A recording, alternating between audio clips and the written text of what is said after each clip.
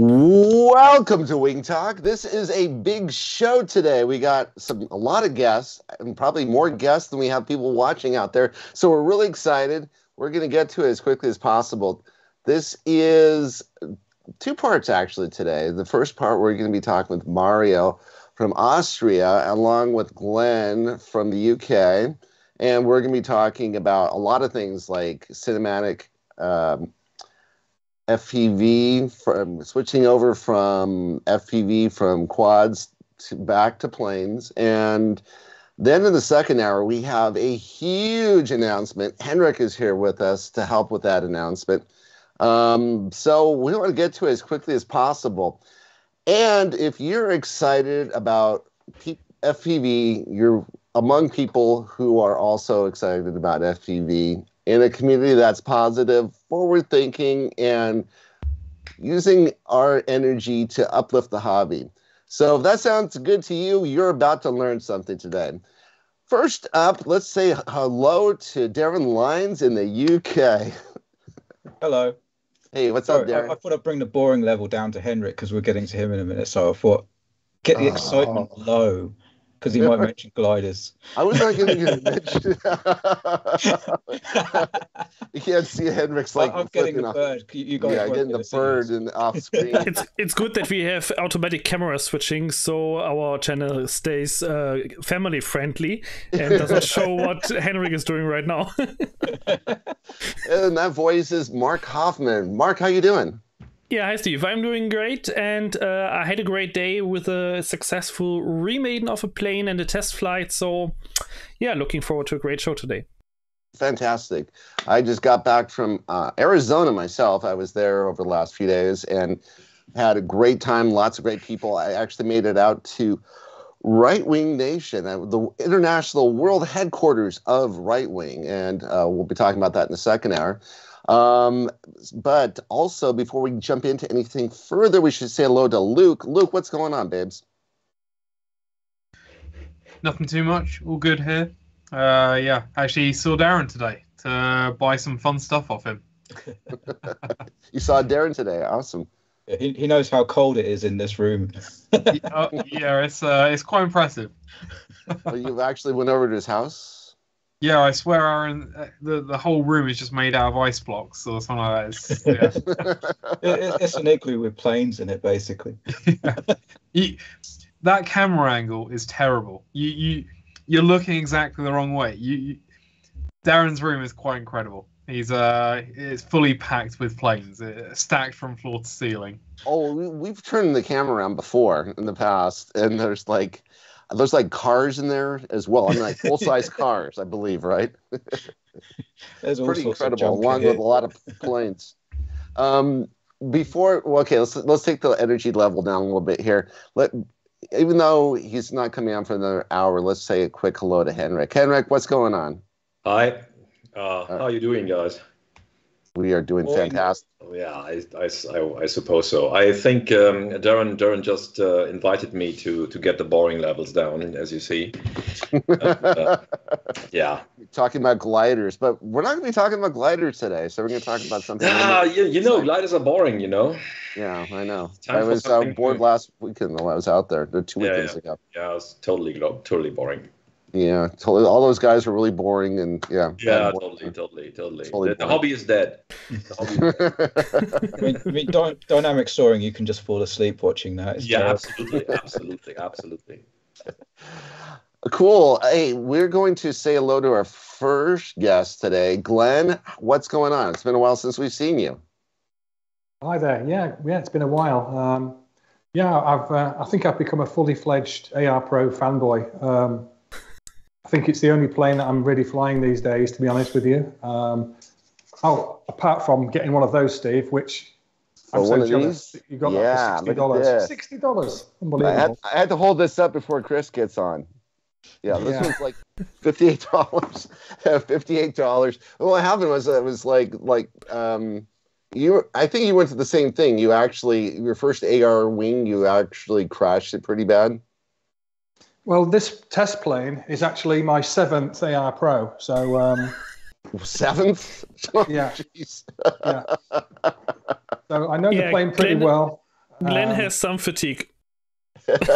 Well, it would have been my 6, but Mark destroyed one. So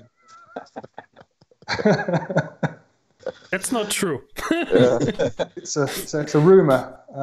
Yeah, so I've been just really flying the AR Pro a lot, and just been learning a lot more about just basically the physics of flying. I mean, I listen to people like Luke, who's obviously got such an academic grasp on this hobby, and there's me that just chucks this plane in the air and just see how it feels on the sticks. Yeah, I really encourage you not to listen to me too much. Yeah, so I mean, I've learned so much by just being a member of the group and meeting people like Mark. But I just love flying. I just love flying wings. It's just a passion that I've just become, I don't know, completely enthralled with. So I've just actually come back from Spain. I've been on my first foreign trip apart from Germany to fly in another country. So my plans are over the coming months and years is to fly in different places. So if there's anybody out there that lives anywhere on the planet that would like to invite me to fly with them in one of their spots, I'll definitely be up for that. So yeah, that's really what I've been up to. So this is my test plane, and it just allows me to do stuff and go and try it without worrying about damaging it. So most recent things I've done is bolts or elevons, and these have been probably the single thing on the AR Pro that's made it fly so much better the way I fly. So I'm pretty throttle heavy, and I like to do lots of steep turns and banks, and it's completely transformed the plane, completely transformed it. I guess the old foam ones were just flexing all the time. So making these bolts or elevons, and I've become really adept at doing it now. So you can see on the side here maybe that this is a new build where everything that I've learned over the months and years on the AR Pro has gone into this new build, including bolts or elevons and tons of other mods. So yeah, that's what I've been doing. Interesting. So that's kind of the whole concept of the disposable plane, practically. Where it's just they're cheap enough you can buy them and reuse them again, rebuy them again and fix them up and keep going with them, refreshing the foam. And you're better at refreshing foam than I am, because unfortunately, I mean, some of the foam I have is really old, and when these things go on sale, I pick them up, or when things become available, I'll pick them up. We'll be talking about planes that are a little bit more resilient and less likely to need to be replaced in the next hour. So what we're doing linguistics checks right now. So Darren and Luke are both from the same part of the UK. And I'm kind of picking up that you might be from a different part of the UK. You don't live that close to Darren and Luke? No, I'm not a southern softie. I'm from the north of the UK. Yeah, you can tell where real men fly. Yeah. when you say the north, shorts under that desk. Yeah. When you say the north, do you mean north of the River Thames or the actual north? I'm in Lincolnshire, so I'm kind of halfway up the UK. So that's basically Scotland. Yeah, 260, 70 miles away from you guys, I think, something like that. So yeah, a fair old drive. That's fantastic. So linguistics check. Mark, say something really quick. Yeah, so what should I say? We're just checking. This is a German accent, right? Just page quick. Well, yeah, let's say East German accent. You have to mention that. Yeah, so the East German accent. All right. So what we're going to do now is we're going to talk to someone who has a slightly different accent from Austria. So we're going to see if you can tell the difference between your accent and Mario, who is joining us all the way from Austria. Mario, how are you doing today? Hello, guys. Thanks for the invitation. I'm doing fine. Great to be here and listen to all the plane stories I already heard. Great. I mean, you have also some stories to tell, right? Yeah, well, some. So you said you started off with the multiplex TwinStar? Yes, 2008, I found a German website that showed a little camera and then a transmitter, and I was curious to see the perspective from up there. And I started flying FPV 2008. Wow, but that was before FPV really became popular, so... Yeah, that was really in the early days, and it was very cumbersome, and all the tech stuff was really crappy. And the thing I was really, landing planes, flying planes anywhere was not so easy. So I quickly, like in 2010 or so, I moved over to copters because they are way easier to start and land. And it kept me. I kept flying drones and copters for the most part of the last decades. But yeah, with the recent developments and with everything working so smoothly and tech stuff evolving so fast, planes have gotten very interesting again for me. That sounds fantastic. So we should let people know you're in a part of the world which is near the Swiss Alps, which looks just like Chino Hills, California. I mean, it's interchangeable practically. The beautiful Swiss Alps and someplace close to Riverside, California, is like almost one and the same, I believe, right? It's not directly near the Swiss Alps, but it's in the beginning of the Austrian Alps, which move over to Swiss and South Tyrol and stuff like that. But yeah, it's we have nice mountains here, and they make you want to dive cliffs and stuff. So I mostly fly in mountains, yeah. So this is so people have a frame of reference. Julie Andrews, The Sound of Music. Where was that filmed at? The opening scene, was that the Austrian? I thought it was the Austrian Alps. I have no idea what you're talking about. Sorry. The Sound of Music. Yeah, I know this, but I don't know the movie. Or sorry. Okay, yeah. I know that some Mission Impossible was filmed in Vienna, if that helps you, but I think what could help more people is if you remember this very old TBS advertisement spot of their quad they made a few years ago. I think it was called Long Range Paradise, and this was actually in West Austria in the Alps, and at the same spot I was 2 years ago with a few friends flying our wings on like a restaurant in high up in the Alps in a big valley. That was really a great location. Maybe I will go back there in the future. Essentially, this is the most beautiful spot on earth if you like flying through the mountains. The whole Austrian Swiss Alps, that is, everything gets related back to it. This is the nicest place in the world. And it's nothing like Chino Hills, California. I'm just joking about that. So you went to quads, and then what size quads do you like flying? You see it basically on the wall there, mostly 5 inches for the longest time. Then I got into what I really liked a lot is the Chimera 7-inch copter. Wow. Longer flight times, lithium-ion packs, and so forth. But yeah, something like this here gets even better flight time with a smaller pack. So, yeah. What wing is that? The orange one? That's the FPV 900 from Tech One, which I reviewed it for Banggood like 5 years ago, and had it hanging on the wall for the most part of his life. But now he's back in the air with the flight controller, and it's an easy and cheap plane, and that's why I fly this the most, I guess.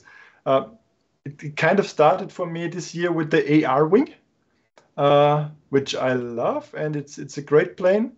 But this one is easier, easier to fly, smaller pack. I like from the design here and the motor very far forward into the fuselage and the strong strap, that looks like a great wing for racing stuff or choosing hunting gaps. I mean, it's a bit unstable, about 120 kph. Then it wobbles. I'm not sure if this is normal. So it's not the best wing, I guess. And it's also it's a clone of a race wing, where the fuselage is carbon and the wings are attachable. Oh yeah, there are a few. The Ishin race wing, and there's also the how's it called? Pure wing. Yes. A spec wing. No. There's a ring. It's pretty expensive actually. If you buy just the frame. Are you talking about the Tech Sumo, like the cheap ones? No, they've Nah, got it's quad carbon fiber in the yeah. middle. You clip the wings in. I'm sure it's the Fury wing is the other one. Oh yeah. Oh Yeah, god. Yeah. There's also another one that costs like 190 euro, just the airframe with the carbon fuselage with very dense foam, and that was the one a friend of mine flies and who lost it after like 2 or 3 flights. Is that the one? It was a small company that Paul used to like a lot. He spoke about it quite a bit. Not sure what company that was. Yeah. Okay. Well, so the quads, the 5-inch quads are something that you started using this for cinematic filming in the beautiful Austrian Alps, not the Swiss Alps, but the Austrian Alps, right? Austrian Alps, correct. Yes. And you got to work with cameras pretty well, as far as, and so we want to get into talking about your entrance into iNav and all that other good stuff. And maybe we should just jump right into right now. What brought you back to fixed wings once again, since you're so well invested into the quad market? I guess one part is I don't fly with other pilots often, but when I do, I always feel a bit left behind with flying with a copter when they have planes, because you have to fly full throttle most of the time with the copter, and you have abysmal flight times. So flying with other buddies and information stuff like this is way more fun with planes. And also, like this year, I think it started with the AR wing. And I wanted to start it easy without a flight control, but then threw in, I don't know, some Matek flight controls rather quickly, and saw that it's really, really nice to have the return home features and stuff like this. And then after, I made a review video about the AR wing, and I have slow-mos of me crashing it on the start, because throwing a fixed wing, or a wing in particular, which is a bit heavy, is not too easy for a newbie. Mark has at least one cool video about how to launch a wing. And after a few flights, I tried out auto launch. I was hesitant because you really have to trust the flight controller a lot the first 4 days. But it worked so nicely. And since this, I have it on all my planes. And I think I have 4 iNav ready planes at the moment. And it just takes away so much problems and pressure and nervousness in the beginning. So I really like auto launch. It's probably my most favorite feature of iNav. Yeah. That's so fantastic. So and you are actually a guy that does quite a bit as far as reviewing cameras, as I understand. Yes, I started so early with FPV. The first cams that I mounted on my multiplex Twin Star was actually a Lumix, Panasonic Lumix point and shoot camera, which had it was one of the smallest and cheapest options for 720p video, I guess, back then. So I started with this, and then 2009, I guess the GoPro One appeared on the market. And I loved the form factor and the quality, even though it's all also just 720 decently, 1080 not so good. From this on, I was interested in all the action cams that appeared on the market, and I got away from GoPro after the GoPro 3. So 3 was the last GoPro that I bought for quite a long time, because I felt they are too expensive, and there were so many options from the China markets, like GoPro alternatives for very cheap and quite good. So I tested a lot of them. So are there good brands, good Chinese, they call them knockoff brands? Let me think. I mean, of course, we all know Runcam and Foxeer. They made quite decent little, session size, dice size cams. The Foxeer Legend, I think it was called. Runcam 5 as well. Right. Not too bad, and they were quite cheap. those aren't really like knockoff cameras. Those are kind of name brand and FPV cameras. Were there any like, some of these, every once in a while you'll log on to Banggood and you'll see some brand you never heard of before, or on Amazon or something like that. You'll see them. There are a lot of shitty cams as well, yeah. You didn't try any of those cams? I tried a lot of them, yes. Yeah. But the battery life, firmware, everything is really quite shitty on them.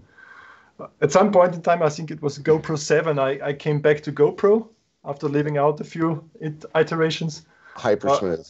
And the 7 was really a game changer in terms of removing the cello effect totally.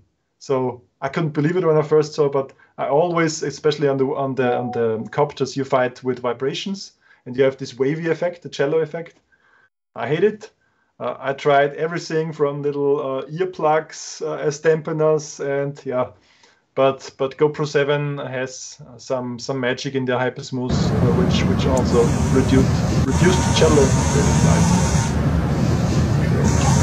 So there was Hypersmooth, and they had Hypersmooth 2 and Hypersmooth 3 or something like that. Yeah, but there's where I jumped off a bit of the GoPro bandwagon once again. 7 was really good for me, but I ditched 8 and 9. And then finally I got the GoPro 10 for like a Amazon warehouse deal or something like this. So it's not too expensive and I can crash it if I have to. Yeah. But I don't think that you need a new camera each year. GoPro needs to sell them, but you don't need them. All right. So what you're saying then is that you don't really see the optical quality differences between camera to camera? No, not really. I mean, the GoPro 11, for example, is maybe for professionals because of the, I think, 10-bit color gives you a bit more options. It may be a bit better, Hypersmooth, but yeah. If you make a blind test with GoPro 8 and GoPro 11, I'm not sure if many people can see the differences of Hypersmooth there. But Mark has a lot of infos about Hypersmooth or stabilization, I guess. Did you ever play with the Insta360? Oh, go ahead. I just wanted to add a few points from my side. I was never a big fan of GoPro, especially because I think there are other cameras on the market that, at least in pure image quality, can deliver enough for the average person to use it on a quad or fixed ring. For example, if I take the OneCam 2 4K just as an example, in terms of image quality, it's on par with the Hero 6 or Hero 7. That's usually good enough for most people. But yeah, the image stabilization is one thing that never really worked well on any camera beside GoPros. Especially if you have now software like Gyroflow, where you can do the after recording stabilization in such a good quality and with so much control. No other camera can deliver that at the moment. There are some tries of other companies like Caddx with their I think Caddx had the Walnut, and I think they had a camera before also with gyro.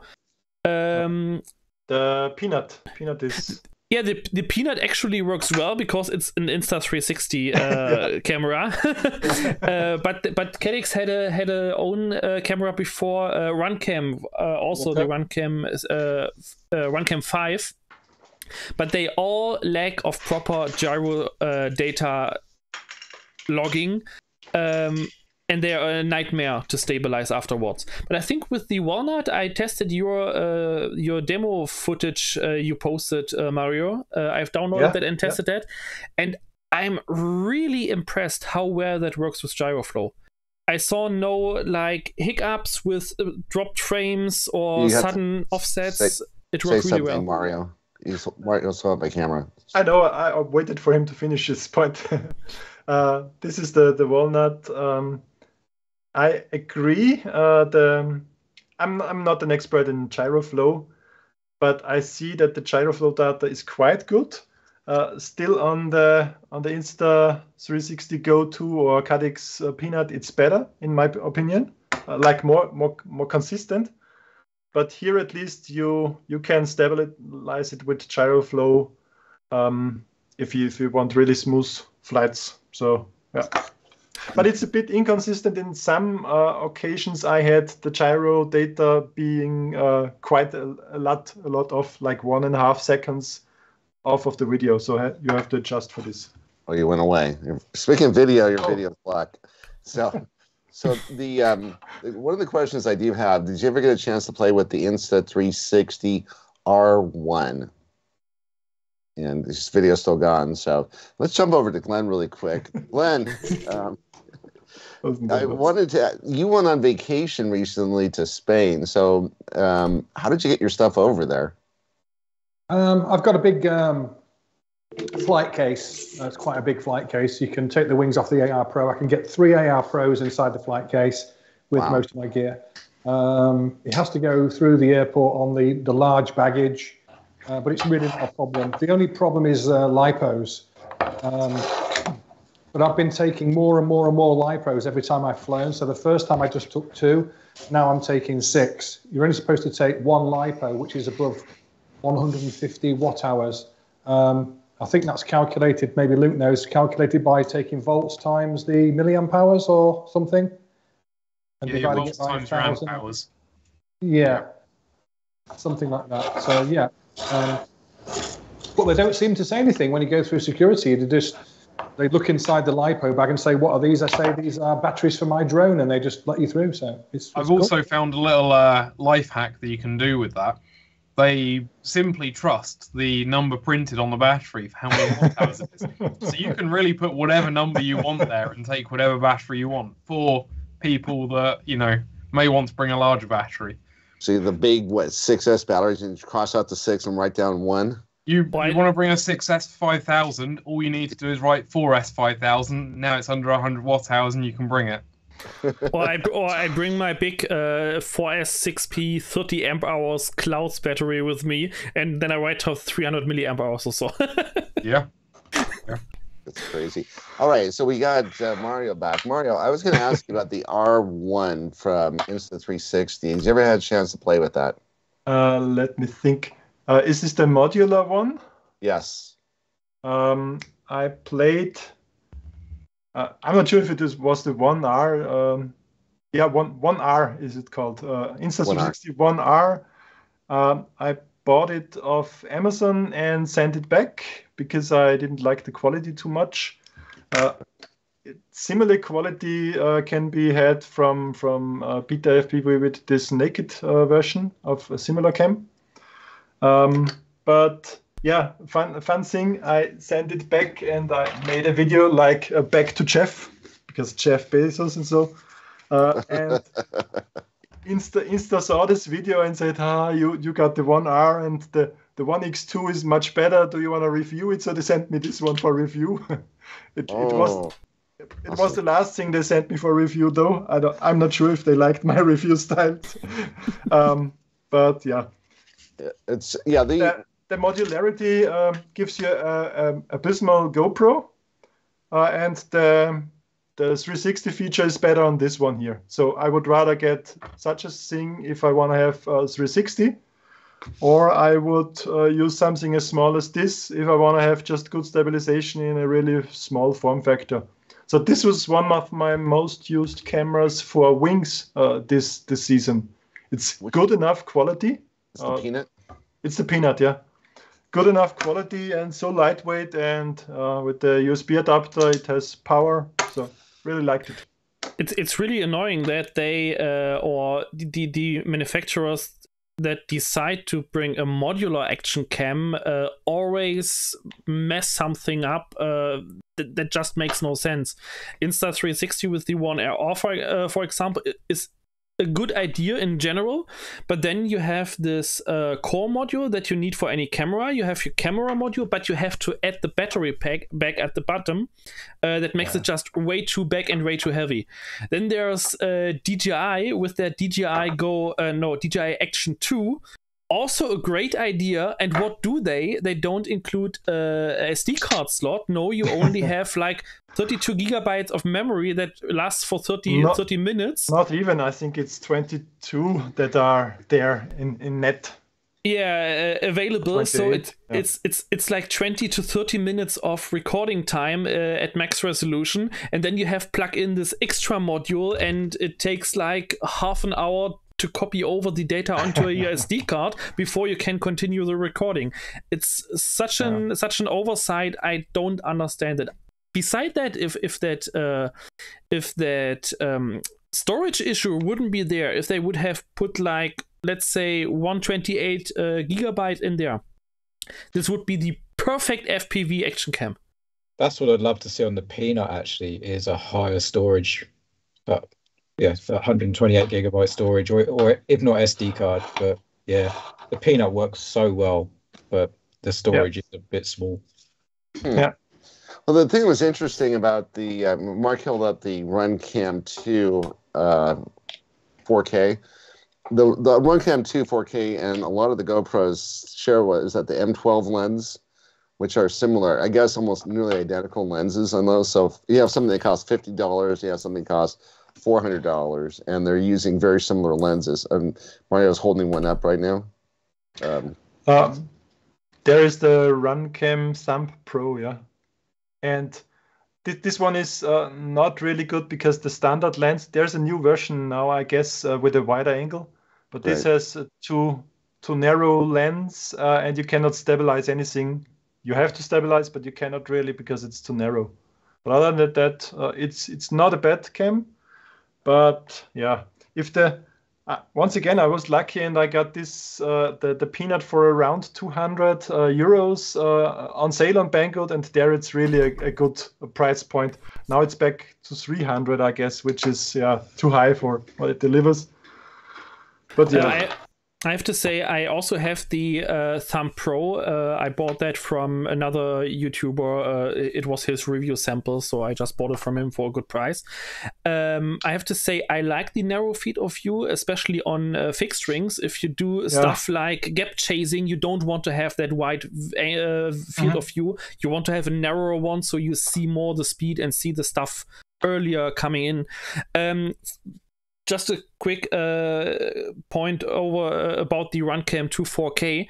I really like that camera. It's a bummer that it came a little bit too early before all that gyroflow hype, so it has no gyro integrated for stabilization. But I also have to say, RunCam unfortunately saved on the lens and on the sensor design, because the lens is not centered on the sensor. So it's basically impossible to do a proper fisheye correction on that camera. You always have distortions either in the upper or in the lower corners, because the focal point is not in the center of the sensor, but slightly offset, I think, to the bottom. Yeah, and so that's a design that was flaw. the reason I was asking about the R1, because that was supposedly a full 1-inch sensor, and I was hoping that if they put a decent quality lens on there, that would have been really, something that would be worth $500 to put on your plane. It would have been spectacular. And I guess one of the biggest problems with it was that the processing power behind it was not enough to process the image, and people were having issues with it, taking forever to start up, and they're having issues with the locking up, and it was just all around not a very good one. And that's why the next one that came out, we went back to a smaller sensor. But yeah, I was really hoping that by now we start seeing action cams that had really quality glass lenses in them, something that you paid a little extra for, but would be worth it. And the Thumb, I guess, is about, price per performance. That's about as good as we're going to get in the action cam market these days. Yes, I agree to the point that Mark said. On planes, maybe the Thumb Pro is not too bad. I didn't try it yet on planes. I made the review with copters out of the old habit. But yeah, I'm not sure if you will see high quality lenses too soon on the cheap cams. Yeah. I think the biggest problems on all these small cams especially is, no matter if it's on copters or on quads, they are light, and light cams means in their mounts they have a high vibration frequency or a high vibration resonance. You will always have jello on them. That's nearly impossible to get that out unless you really make an extremely soft silicon dampened mount for them to filter out these frequencies. But beside that, that's always something you have to live with. Yeah. That's it. So, Glenn, have you delved into this whole action cam market thing yourself? Well, because I'm an AR Pro fanboy, I've obviously designed my mount for the front of the AR Pro, which takes the GoPro Hero 6. Now, I think this is the camera that was pre the Hypersmooth on the 7. Right. But it's quite a small camera, and you can get the GoPro Hero 6 now secondhand on eBay. I got this one for £90. And because I've crashed a few, then it's quite handy. So you're getting a 4K camera for £90, and it just fits so well in the front of the AR Pro in the mount that I've designed, and just sits there. I don't know if you can see that, but really neatly. So you're getting quite, oh shit, I've turned it on. Quite a high quality camera at a very low price. And because they're now been superseded so many times, they're becoming very cheap. Also, if you get the GoPro, I'm not sure what it's called. What's it called, Matt? The GoPro insurance thing we have? GoPro Plus, I think. GoPro Plus or GoPro subscription. You can basically send a broken camera back to GoPro, up to 2 in each 12-month period, and they'll send you one. So I just bought one of these for £20 on eBay that was completely destroyed, sent it to GoPro, and they've just sent me a brand new brand new GoPro Hero 9, which was worth 300 and something pounds, which I've now sold and bought 2 more of these, and that's the second one that I've done. So I've got 2 GoPro 9s for 2 of these broken. Wait a minute here. Are you saying you can buy a broken down Hero 6? Yeah. Buy the subscription. The subscription is probably how much? $50 per year. $50 for you, £50. Oh my gosh. Okay. And then you just start buying these things and sending them back in twice a year? Yep. Oh. Yep. See, I didn't think of that. I've had it for a few And you get a years. brand new Hero 9 or newer. It would be very wrong for people to do that intentionally, right? So we're not going to be doing that at all, right? No, it's not wrong. You can do it. It's fine. I've already spoken to GoPro and asked them the question, can I get another Hero 9 if I buy a broken GoPro? She said, yes, of course.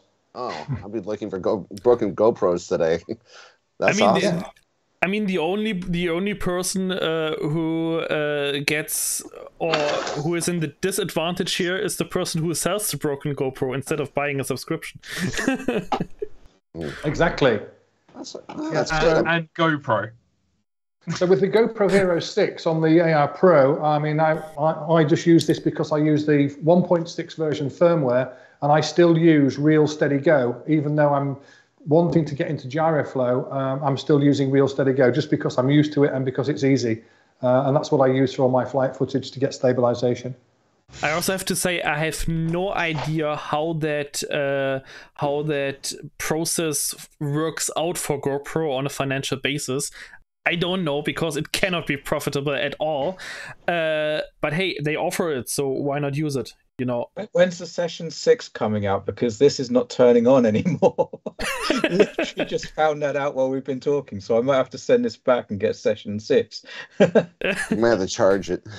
If you buy the subscription, Daz, and Yeah, I have. for I've had it for a few years now. for 50 quid and send that back to you, they'll send you a Hero 10. Well, I want a Session same size. I'm sure there's a new they Session coming out. No Because chance. they won't send me a Hero 6 if I send a Hero 6 because they don't have them anymore, so they'll send you a 9 or a 10. I think that's what I'm saying. I think there's a new GoPro Session out. So Oh, right. is No, this a there's not. Session? So replace it with a Session. There's none. There's the Hero 11 Mini. Ah, But that's, Hang on to it. Hang on to it. yeah. I'll wait till the Session comes out. I'll have to get a walnut or something. The I'll Hero give you 11 20 Mini quid for is it, Darren, if you want to get rid of it. so yeah, the Hero 11 Mini is still the size of I think it's the height of a Hero 6.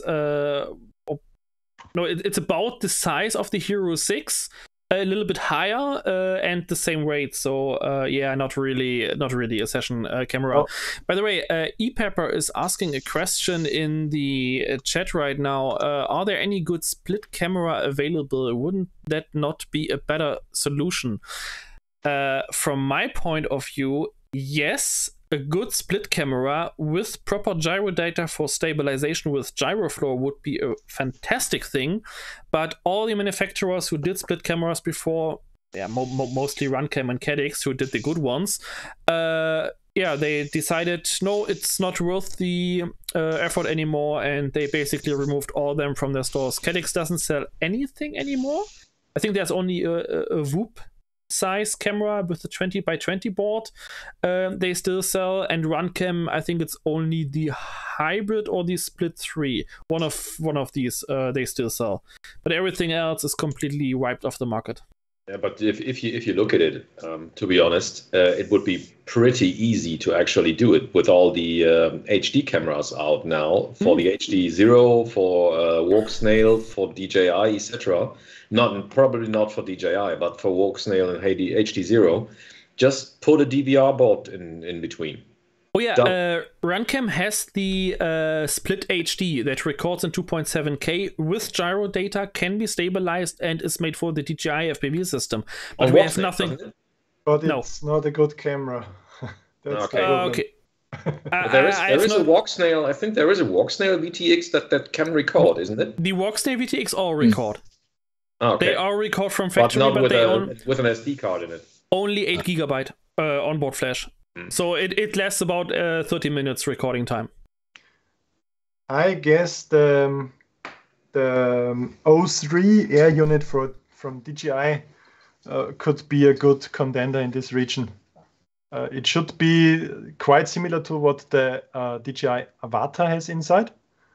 A very good transmission system and also stabilized footage recorded on board.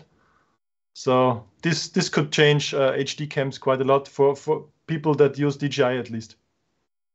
So, but MadsTech is the address for good sources of leaks or talking about these things, I guess.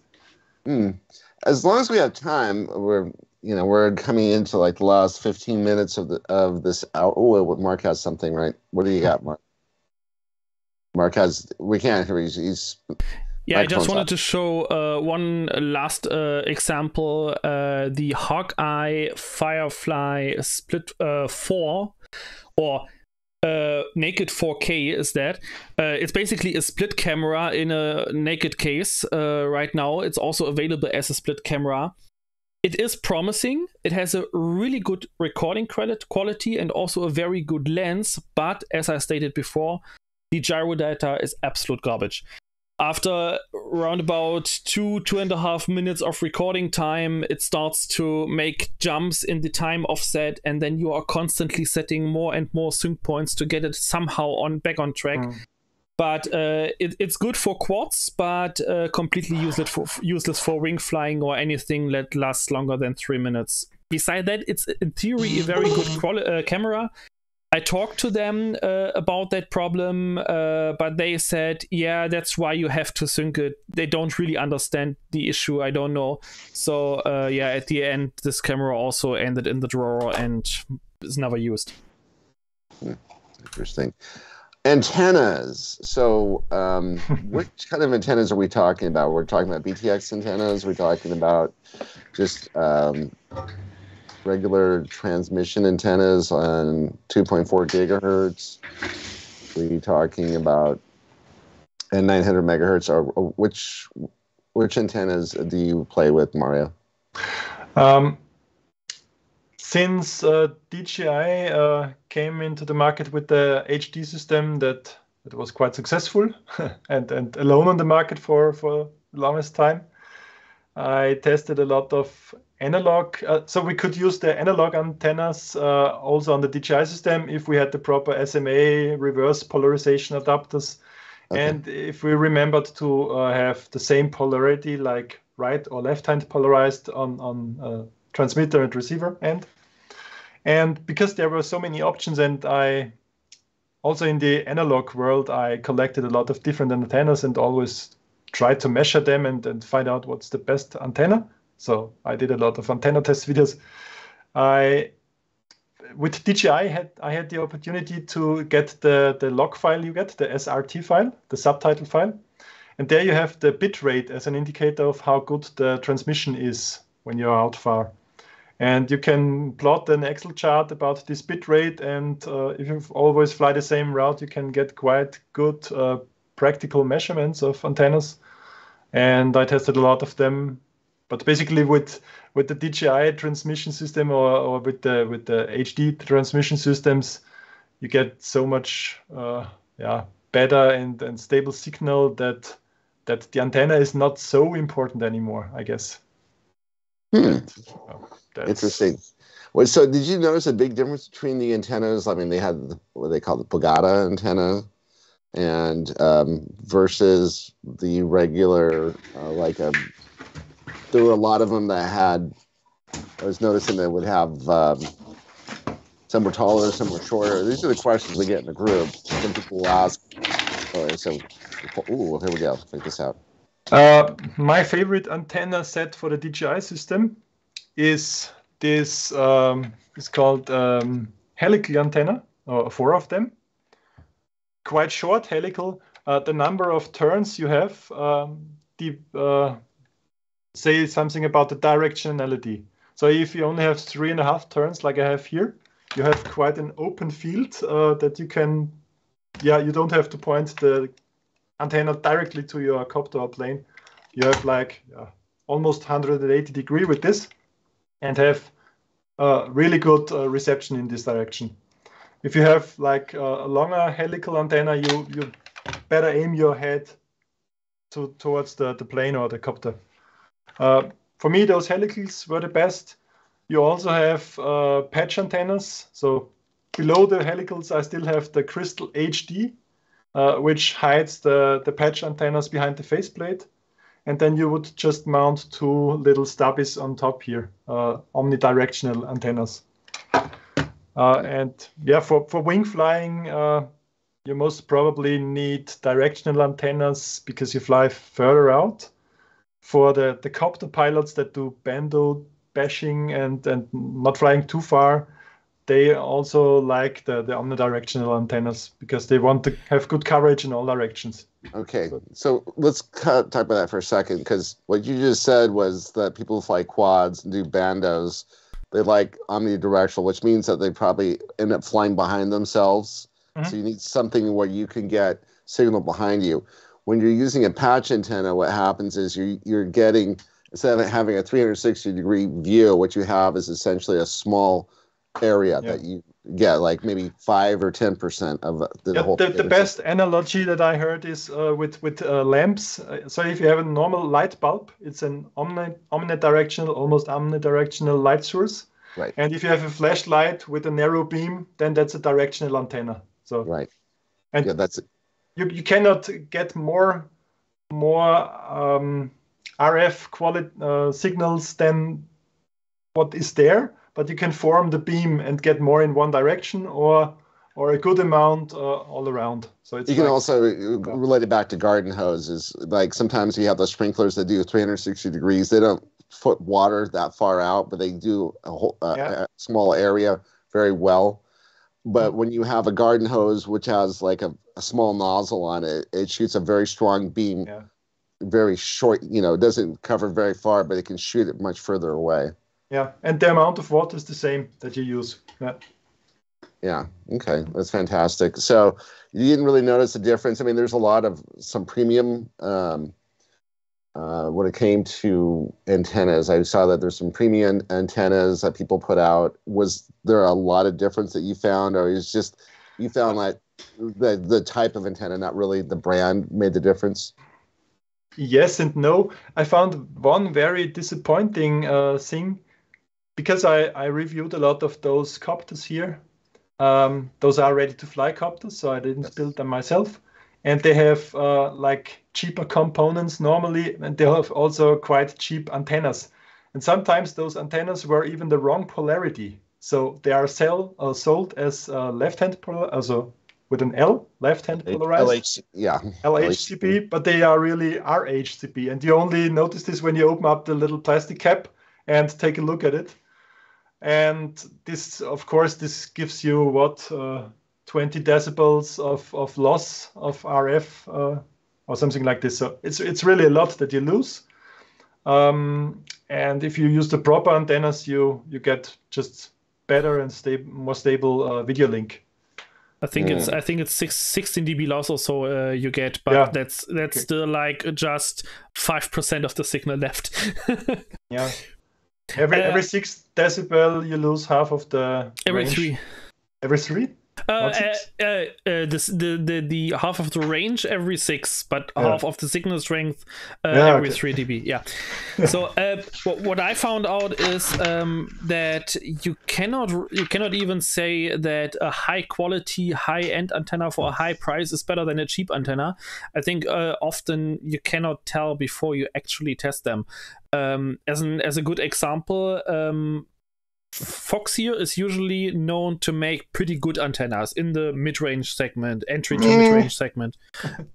The lollipops are great. I mean, I fly mostly.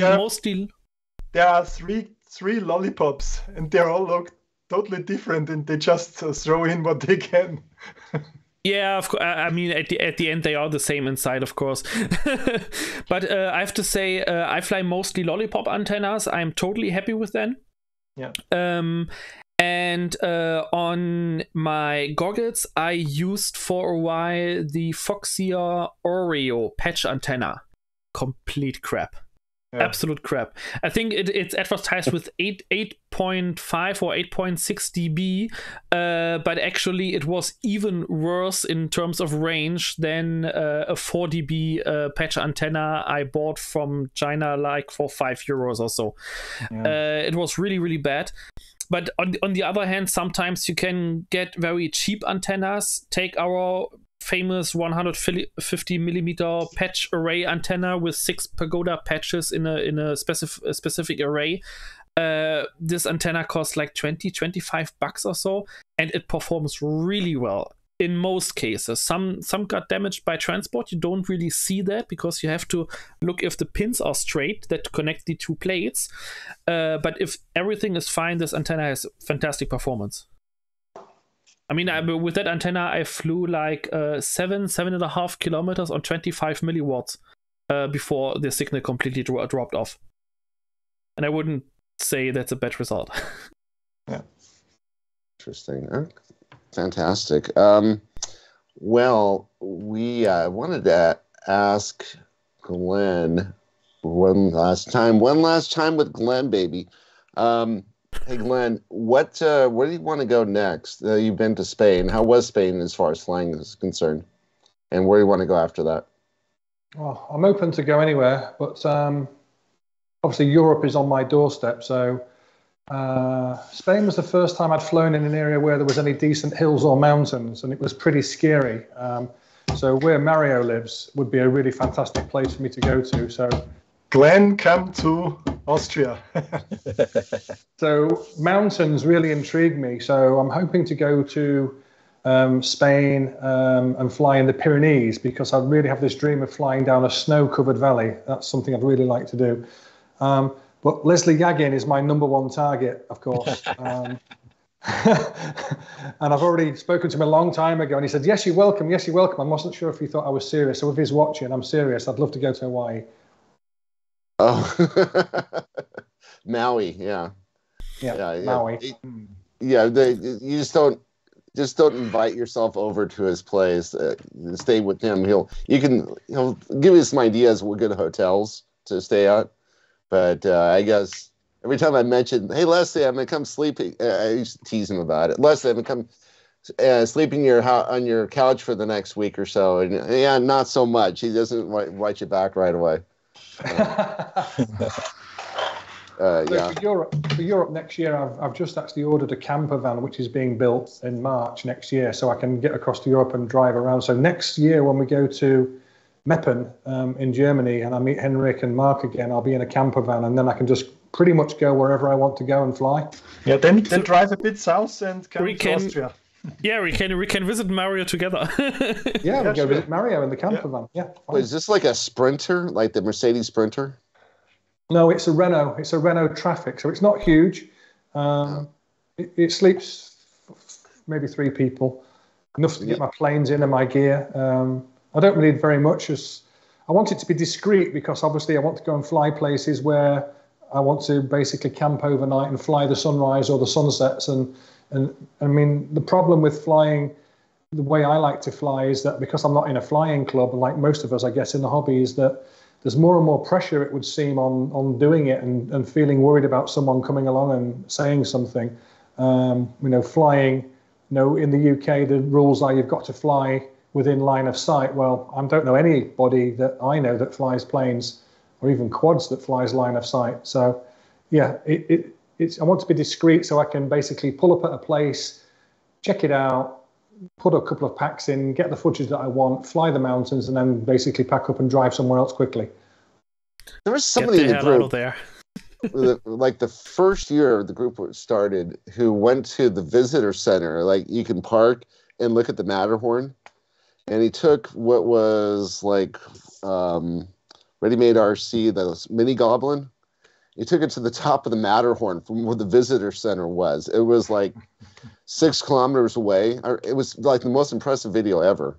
I saw it. It was amazing. It was inspiring. Yeah, that was. And I mean, so Mario, do you ever get questioned when you're at these places? Are you? Do you ever have run into people who give you trouble when you're in some of these high tourist destination places? Not really anymore that much. There was a phase where the media hyped the drones negatively. So even a granny walking by said, "Hey, that's a drone you're flying there, right?" But yeah, in the last 2 or 3 or 4 years, it's gotten easier again. Regulations are a bit tighter, but also a bit more straightforward now. You just register your stuff and then you can fly. Of course, it's a bit hard to fly legally and have fun at the same time, but we all do, of course. But Of course. yeah, flying in the mountains. I had one in my vacation. I was at Fancier Mountains, and they had like a national park there, and they had a no drone flying sign there at a specific place.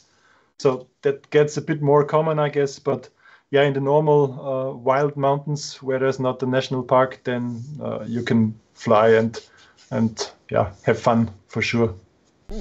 Sometimes Well, guys, this was a really interesting first hour. I really want to thank everybody for Mario and Glenn for being on here and helping us out with this is a lot of good information shared, and we certainly appreciate it. We're going to take a 3-minute break and come back, and we're going to be talking, hopefully, to Chris Klick and Henrik about big news in the Right Wing Nation. So stay with us. Thanks for having me.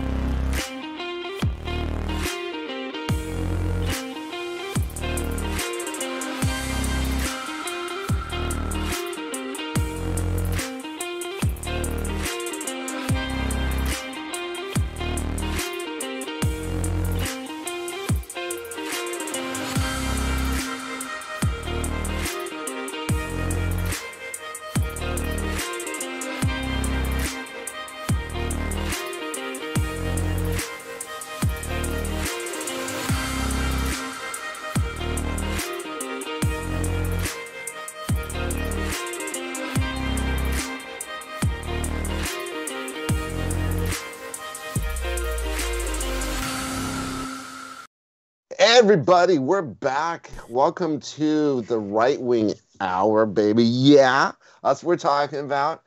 Fantastic. I just came back from my trip to Arizona. I spent time at the Right Wing compound with Chris, the man himself. I want to tell you, it was one of the interesting things. We were out there. I invited him to the field. And one of the best, speaking of the guy, he's just showing up right now. Fantastic. Great timing, Chris. Chris, can you say just trying to get this figured out here? Oh, there you go. We hear you now. It's fantastic. Okay, you hear my volume. Good. Yeah, fantastic. So we were there, and that was like one of the best jet pilots in the world in the United States happened to be there. And I'm talking to him, and Chris was showing me a strap that worked with our radio, a whole, it's a whole system. So you can sit there and be hands-free with the radio. And I said to this pilot, I say, here, try this out. He's trying it out. And he's like, yeah, this is pretty good. And he looks over and he goes, you're Chris Click, aren't you? And Chris is like, yeah. And he's like, oh my gosh, I can't believe I'm talking to you. I can't, he was completely freaked out. It was like seeing a movie star. Starstruck. Yeah, RC famous. RC famous on the internet. There we go. So I wanted to, before Chris, we get to you, I was going to ask Henrik a question first and foremost. And this is something that I was thinking about since I saw you yesterday. And this is a great way to start this hour off, which is our group had about 2,000 members the last time you can order, well, probably even less than that, the last time you can order a mini DRAC. And so what we have with over 9,000 members now is a lot of people who might not know what the mini DRAC is all about. So Henrik, can you please describe why this thing is so legendary? Okay, you basically will have heard something about the DRACs when you are flying wing FPV, because they have this, as you said, legendary status, but you don't become legendary when you are crap, of course. And the thing is, the DRACs have this legendary reputation for being bulletproof, meaning if you crash them, the plane will be intact, but you'll have a crater in the ground. And I can vouch for that. and or if you put them in the sea like Darren did, they'll sail for a few days, and then you get them from the beach, and they still fly. And that was maybe one of the reasons why they are so notoriously well known. And the other one is they simply fly good. They simply fly good. They are highly customizable, because there is. It's not like a Chinese foam plane where you have dedicated positions for everything, and if you use something else, you have to massively cut. The DRACs are simply customizable to your needs. If you want larger wings, you make larger wings. If you want to have servo hardware completely hidden, you do that yourself. If you want to fly a 12S powertrain, you can do that. And the plane does everything, and that's why they are so notorious. On the other hand, you simply cannot stall them. So some of those FPV planes are notorious for falling out of the sky, tip stalling, whatever. But the DRACs don't do that, and it's on one hand super easy to fly, and on the other hand, you can have, even an experienced pilot can have a lot of fun with it. So yeah, much to like. And forward swept for the win. Sorry. Forward swept wings for the win. Yeah. Forward swept wing, right? So it's like the Dart, the whole Sonic model Dart. You mean the Dart is like the DRAC? Yeah, well, the forward. Okay, so the thing that I wanted to just kind of mention is anyone who's flown with INAV for a while, what ends up happening is you end up keeping your planes around more often than, especially if you switch over from line of sight planes over to INAV. So what I've noticed is that I have planes I was meaning to throw away 4 years ago that I'm still flying because I know you can just keep them going forever, right? And so that's why I started coming through and getting the foam back and rebuilding planes that should be updated with better foam. But when it comes to something quality, that this is something where I think a lot of people wanted to get the mini drag, and there was just, it was starting around the year 2020. I started getting messages from people like, hey, I want to get a mini drag, and I want you to figure out how to get me a mini drag. And I would love to get you a mini drag. I don't know how to get one to Australia, or I don't know how to get one to Germany. And so it was the thing. And we had Chris on, and I asked him to explain it about a year ago. What's going on with the mini drag? And he explained what it would take to get started with it. So this was a huge goal, and it looked insurmountable. So there's been an update on the mini drag, and Chris is going to bring us up to date on it right now. Chris, welcome to the show. Thank you for having me. I really appreciate it. It's nice to see you guys this morning. Actually, it's probably nighttime over there. I'm in Arizona, so it's just around noon here. As far as the history, the last couple of years, I've had many people in our different groups say, when can we get this aircraft again? Because I think it was Andrew Newton ended up doing probably one of the last reviews on it, and it was shipped to Andrew Newton by one of the customers. And when the customer talked to me about shipping something to Andrew Newton, I told him, I said, I don't have any. I said, he's like, well, Andrew Newton's got to fly one. And I said, well, we can push a product. He's like, well, I'm amazed by it. He's got to have one. I'm like, okay. So they found one and they shipped it to him. And then at that point, I was almost out. I mean, I was completely out, and everybody was, and a couple of dealers had him. And I said, well, all right. So he threw a couple of things up in the groups, and they started talking about getting a pre-sale going. And I started checking on shipping, and with everything getting crazy, shipping had gone up to a crazy, crazy number. And at that point, I said, there's just no way we can do it, because before, shipping was about $4,000 to $5,000 for just the container, and that wasn't material. And then the quotes I was getting on the material, just in the container, were pretty high because of prices of that going up. And then the shipping went up to over $20,000 for the container. So we pretty much said we're probably not going to bring it back. I've had a few people offer to buy the molds, because it's just been the logistics have been too crazy. So fast forward a little bit, probably 4 or 5 times in the last year and a half, there's been a bunch of threads started saying, let's get this going, with many different right-wing enthusiasts. And I didn't shoot it down. I just said, let's see the numbers. What do you think? And every time I talk to the manufacturer, my price of shipping still keeps going up. So a little while back, we were talking a little bit back and forth, and I started talking to a couple vendors that I've worked with in in Europe, about possibly doing this. And I mentioned this on the groups, and Henrik hit me up, and Henrik said, well, why don't we do this? He's like, I love this product. I could really help you out, and let's do it. So it kind of sparked from there. So about the last 3 months, Henrik?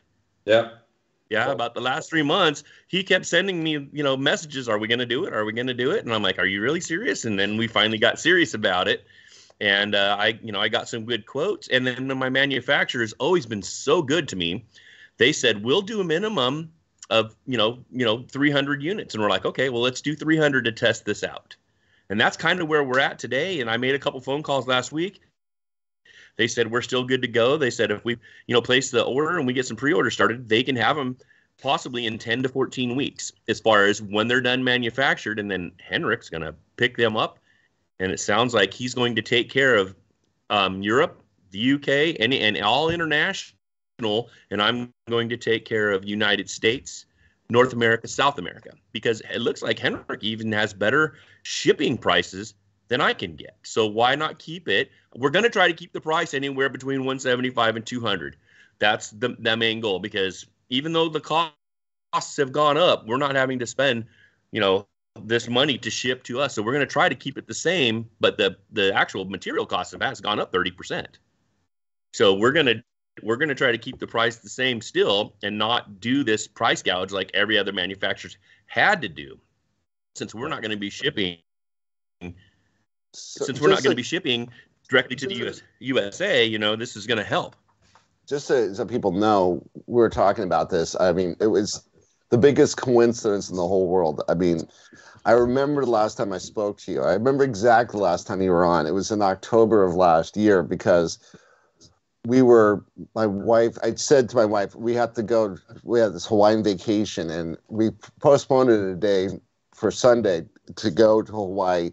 And you were on the show with us, and she's literally packing the last of her suitcase, and I hear her getting out to the car, and like she's like, "Come on, let's go! We got to get on the plane and go to Hawaii." And so that was October of last year, and this whole thing, I haven't heard from you since. All of a sudden, out of the blue, I'm about a day away to going to Arizona, and I get this message from Chris saying, let's, hey, I want to let you know we're thinking about doing this. And I'm like, Chris, I'm going to be in Arizona.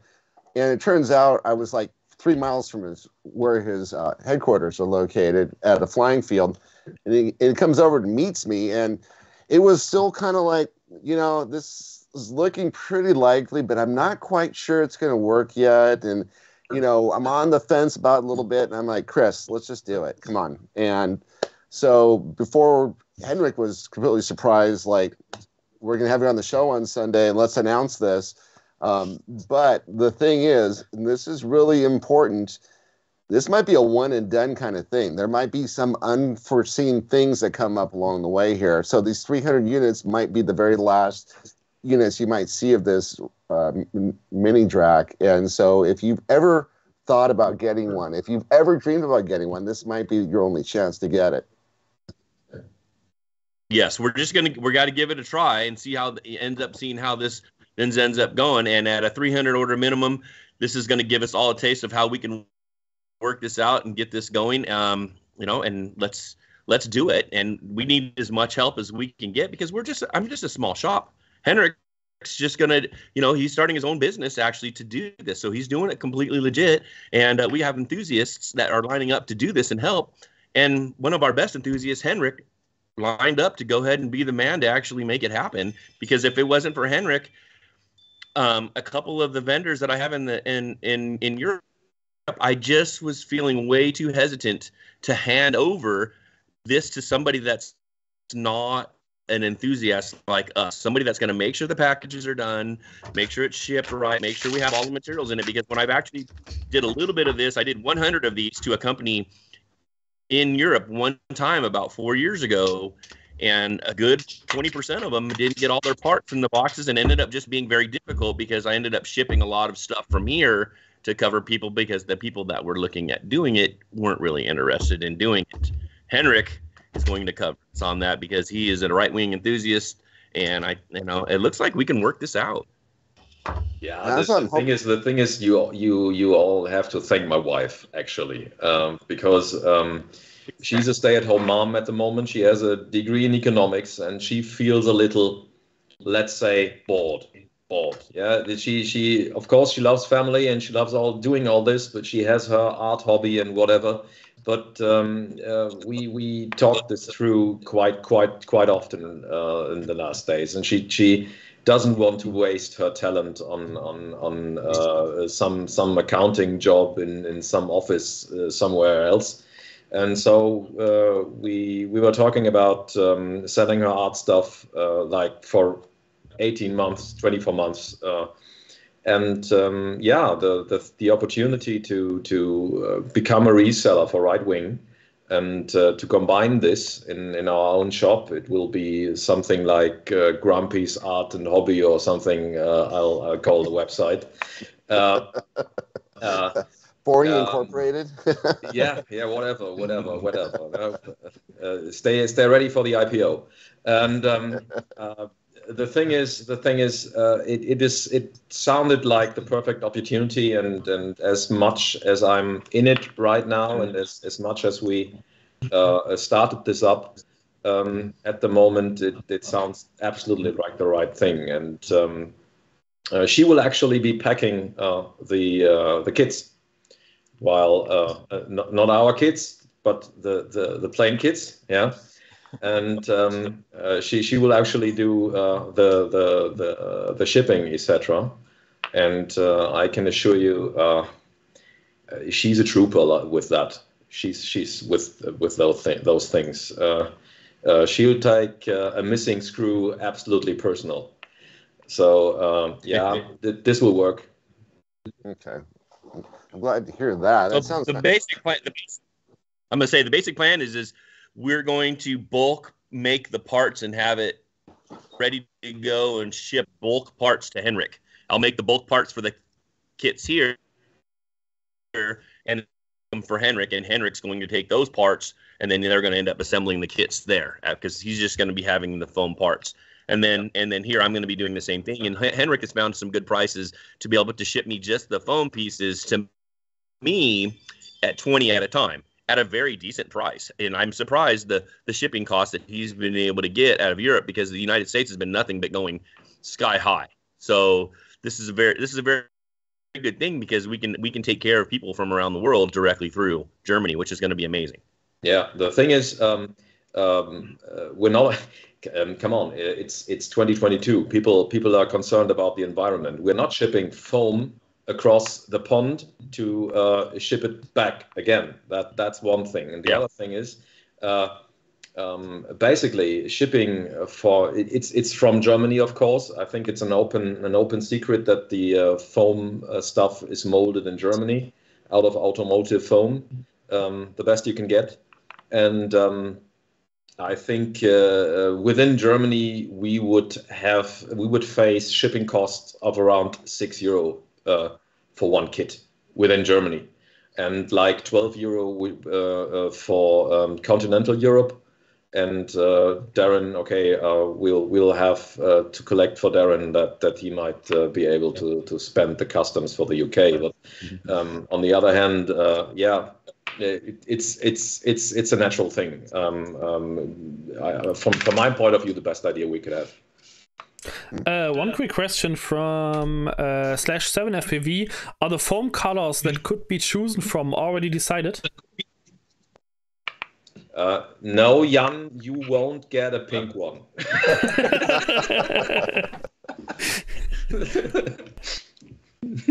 I was contemplating either the white, and Henrik keeps saying let's go with the silver.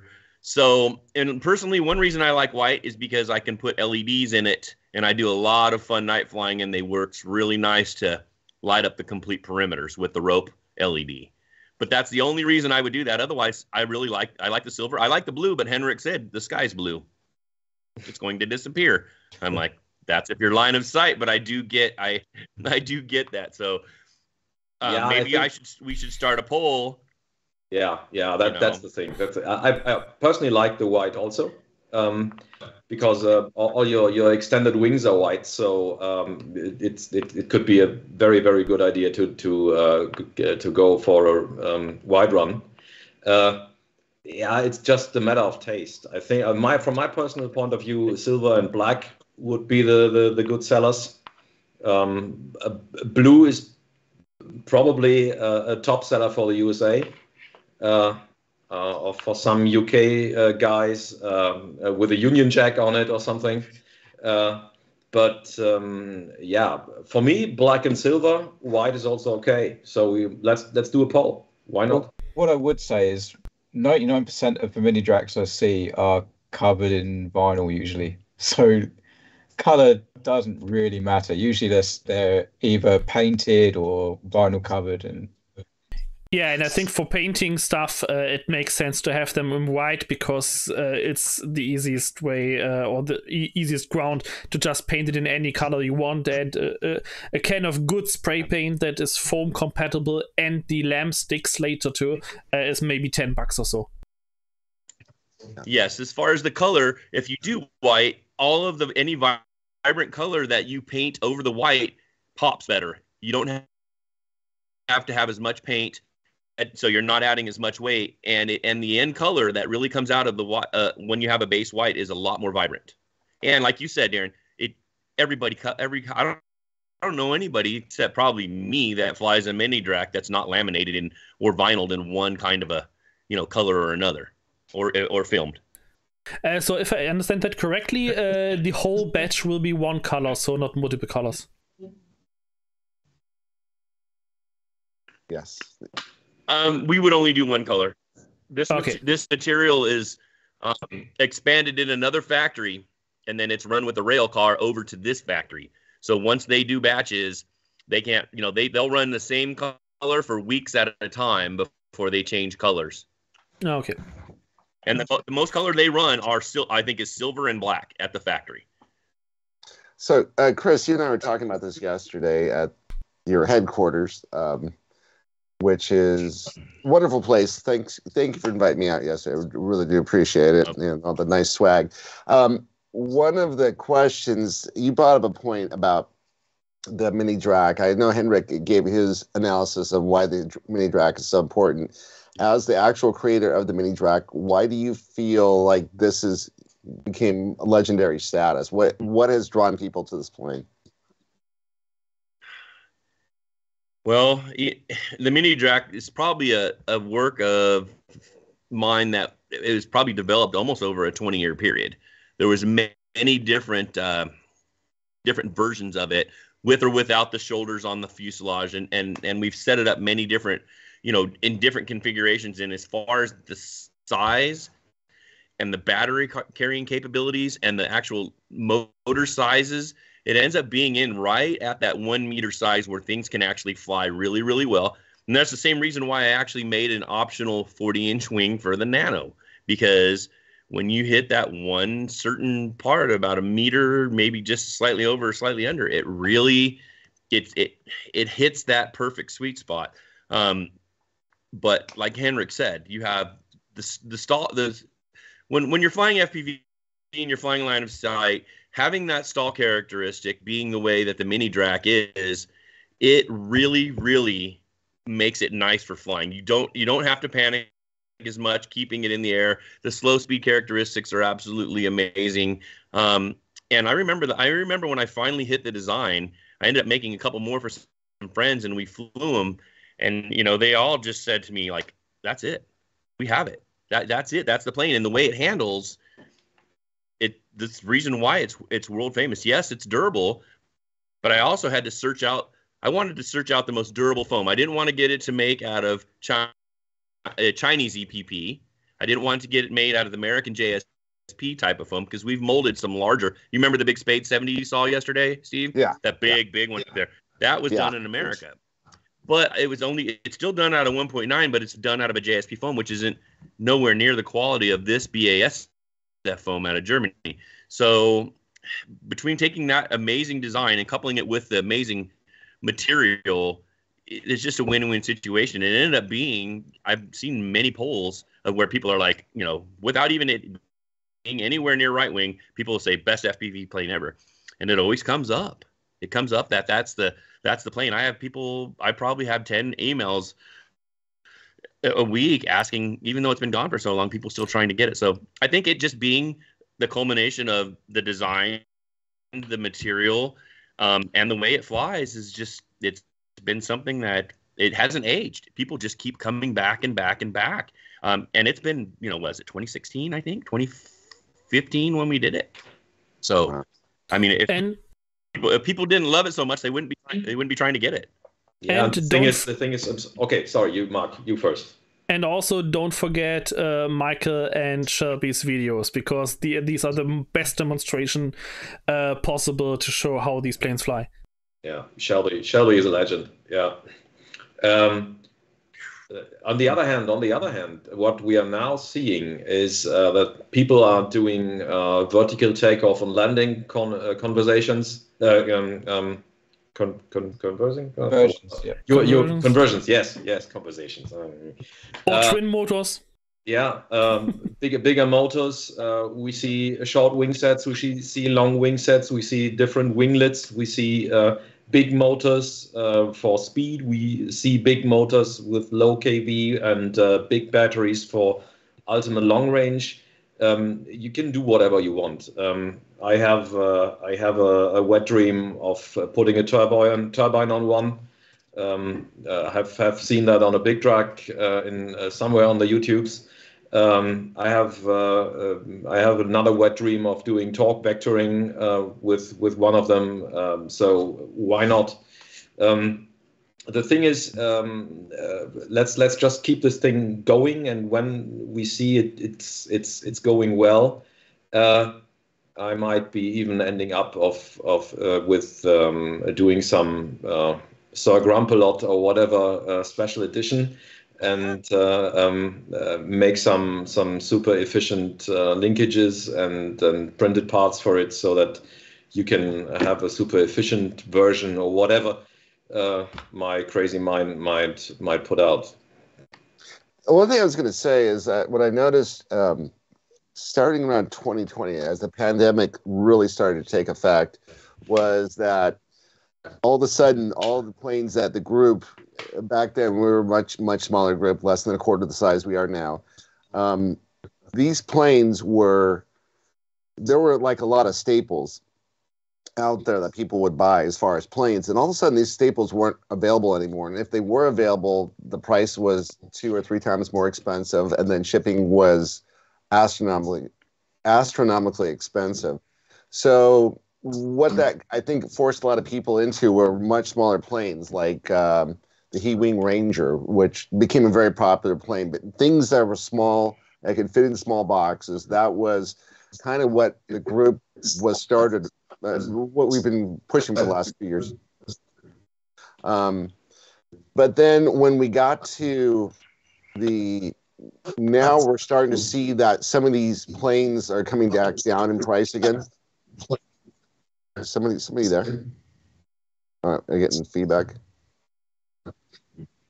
Luke, you're getting I might be getting feedback off you. Off me, I'm muted. Oh, okay. Oh, sorry about that. Anyway, what I was going to say is that I think what we're seeing now is a lot of these planes are coming back in stock. You're starting to see the planes. This plane was originally $58. It went up to at one point $125, plus you paid for shipping out of China. Now it's back down to $58 in the United States with $2 to ship it. So some of the price is coming down. We're starting to see like the benefit of where you have the best flight controllers. Now we have iNav 6 coming out, which means that this is the best version of iNav you've ever seen. That puts in a whole new league is coming out. And now we can actually get our hands on some decent quality foam. So as you start thinking about the foam we want to build for next year, all of a sudden the Mini Drac is something that you can put on your list once again. And, you know, if you sit there and you think, well, I'd like to get one, but I'm going to buy these other planes this year, and maybe next year, if it's still available, I'll get one. You'll be writing to me next year like, I didn't know, like, you were serious about it. Like, this might not be coming back, and now it's not coming back, and for whatever reason, and can I get my hands on one? If you're a betting man, what I would do is I'd buy 2, because you never know. You might have a friend who might come along sooner or later who might really like to get the Mini Drac, and you just happen to have one. Or, God forbid, you lose one, like you fly it somewhere like out in the ocean, and instead of floating back to the shore like what happened with Darren, it goes off to Hawaii, and Leslie keeps it. Now that would be impressive. Yeah, so, you know, if you're going to get one, you might consider getting 2. Chris, you were talking about that to me yesterday. What's it like to get 2? As far as... Well, shipping. You mean... Well, the shipping, what's nice is in the United States, if you order 2 here, we can most likely get 2 of them in one box. And that same the shipping would be about the same. Right. And I'm going to make sure that Henrik has about the same size boxes too, because there's a minimum window, at least there is here, that you can fit 2 of those kits in one box, which is nice because then you're going to save a little bit on shipping too. Yeah, that's basically the same thing over here, with one exception. As soon as we ship out of the European Union, I would say take another parcel service. Because then we could save about half of the shipping. If we took the normal box, you would see out of the UK, out of Europe and within UK, we would have around 40 euros of shipping. And with that smaller box, which was perfect for one Mini Drac, we would go below 20. So the global shipping fee will be for example, for Australia or whatever, would be around 20 euros, and that's a steal, I think. What's as far as 20 euros? What's that equivalent in the U.S. dollar? Do you think? Almost the same. It's 1-to-1 right now.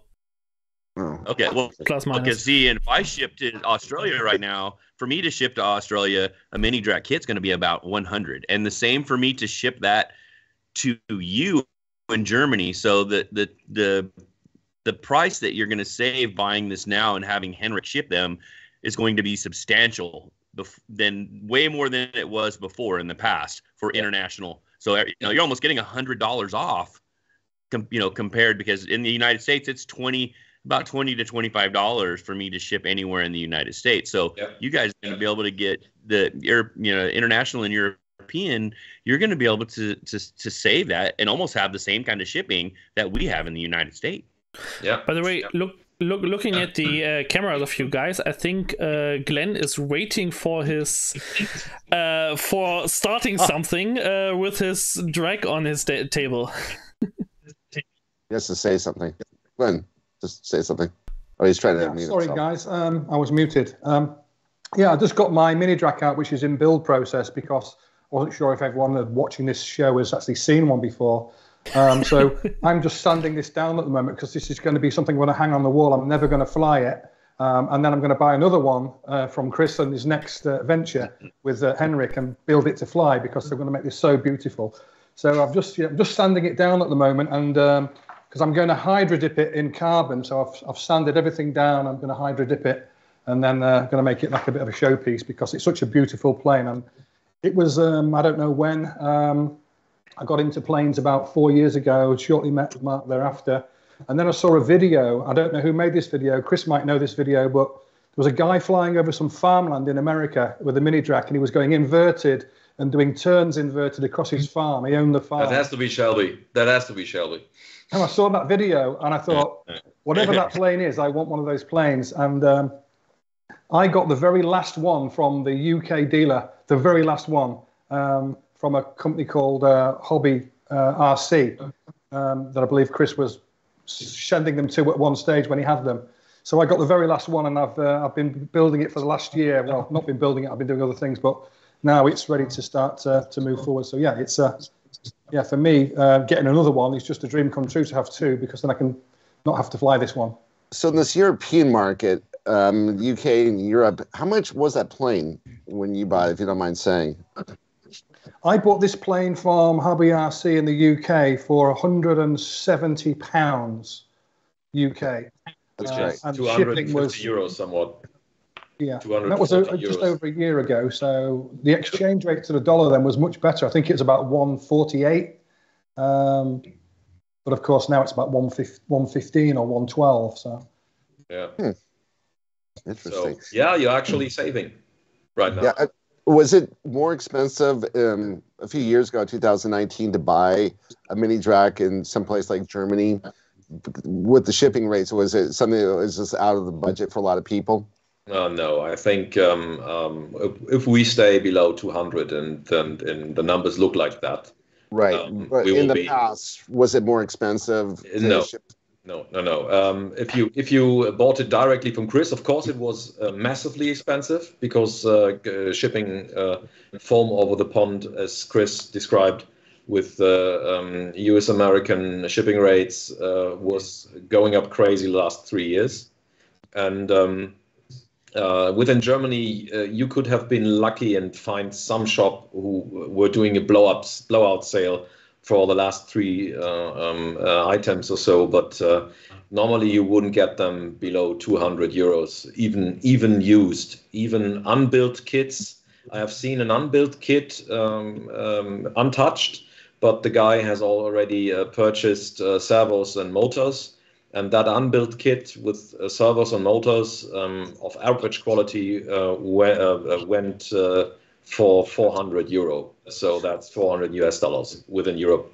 So we are doing people right now a pretty good favor. And you all have to bear with me like a week until we have the shop site online.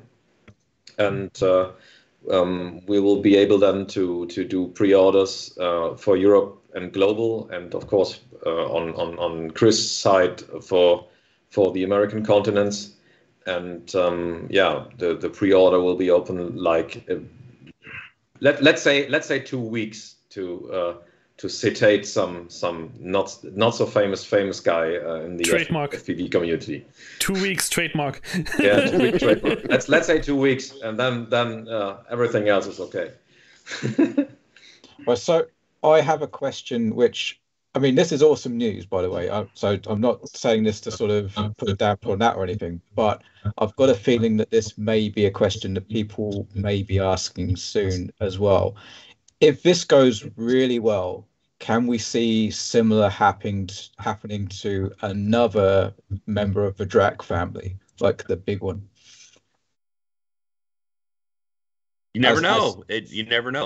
We were talking. Henrik and I were talking about this yesterday, because, as you know, I think I still have about 70 or 80 big Dracs left, but I had set those aside for the research work that I do for the different colleges, and also for the U.S. Navy. I do some projects for them. So the last few years, I have tried to pinch that market off to the general public, because they're utility aircraft. And they were originally designed to be heavy lift and high performance utility aircraft. So my market has been really, demanding on that aircraft. So I had to keep it for that.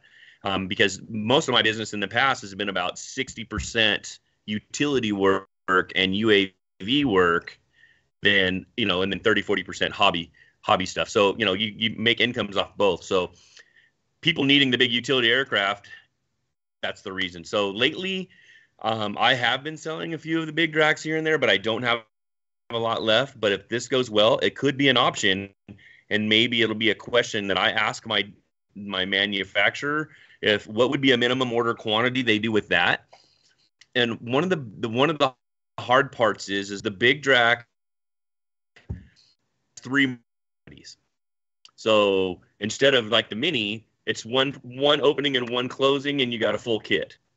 But the big Drac, between the wings and all the parts and everything in it, it has one really big cavity and then 2 smaller cavities. So it's quite the process to set up and run that equipment just for 300 cycles.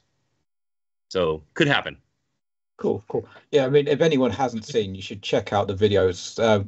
Some of the stuff Chris is talking about, they make storm chasing Dracs, which go into like tornadoes and stuff, which are awesome to see. Look up the homepage of the University of Boulder, Colorado, and the IRIS with SS program. Chris made also some really big wingspan big Dracs. The Dracs. Yeah, Megalo Dracs or whatever he calls them. And you can actually storm chase with the big ones. And I'm building one right now, because if you just take your mini rack over there that you have standing behind you and put it on the nose, it looks like Thor's hammer. And my one of my ideas is still go into a thunderstorm, make a video of it, and play Amon Amarth, Thor the Thunder God in the background, and yeah, whatever. Sounds you can great. do that. So a question I have for you is, now that you're talking about getting this in your hands once again, and this is something you actually have to build. This is not something that comes in a kit that you just plug in a battery and a receiver and it's ready to go. This is something from the ground up. So, because I know that Mark Hoffman is really particular about making sure that you put the cheapest components in a plane whenever possible, like the Racer Start motors, and he's like freaking out right now. It's and especially Tower Pro servos. I really can recommend them if you hate your plane. Yeah, that's a serious €1 investment per servo. That's so. What is, now that someone is going to be buying this plane and contemplating buying this plane, what do you put in it? When I'm going to ask each of you guys what you think would be ideal for it. We'll end with Chris. I think that's still up to personal opinion. Of course, if somebody is coming from racing quads, mini quads or whatever, he will be thinking that the flight controller and his pit tune, etc., will be the most important thing.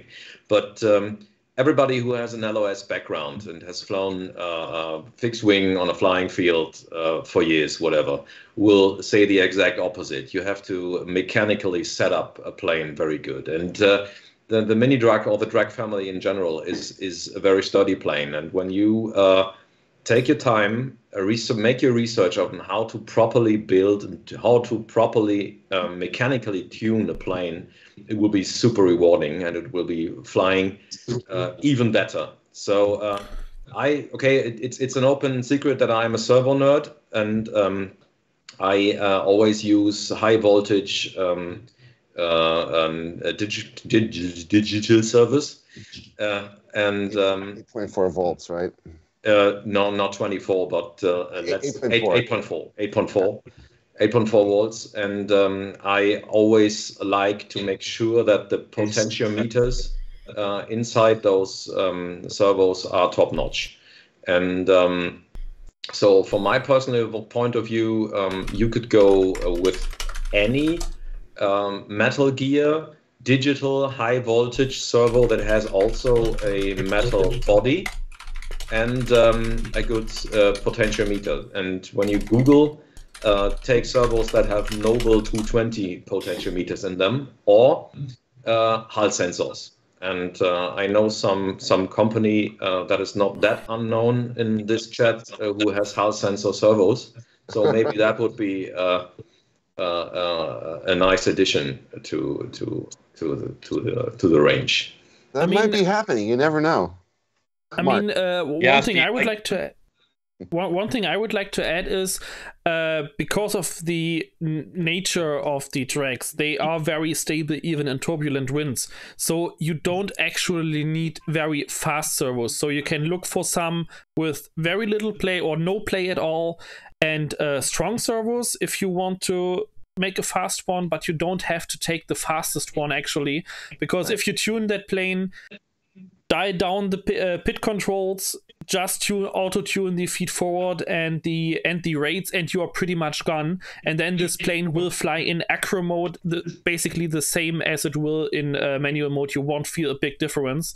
I think this is really the way to go. Just make sure you have strong servos that have no play in the gears. So and sturdy linkages. And linkages, of course, yeah. They just take mini servos. It's the size. It's like 12 millimeter wide at least. 15 or better. 17 grams. Yeah, they're 30. It's 32 gram size, like equivalent 32.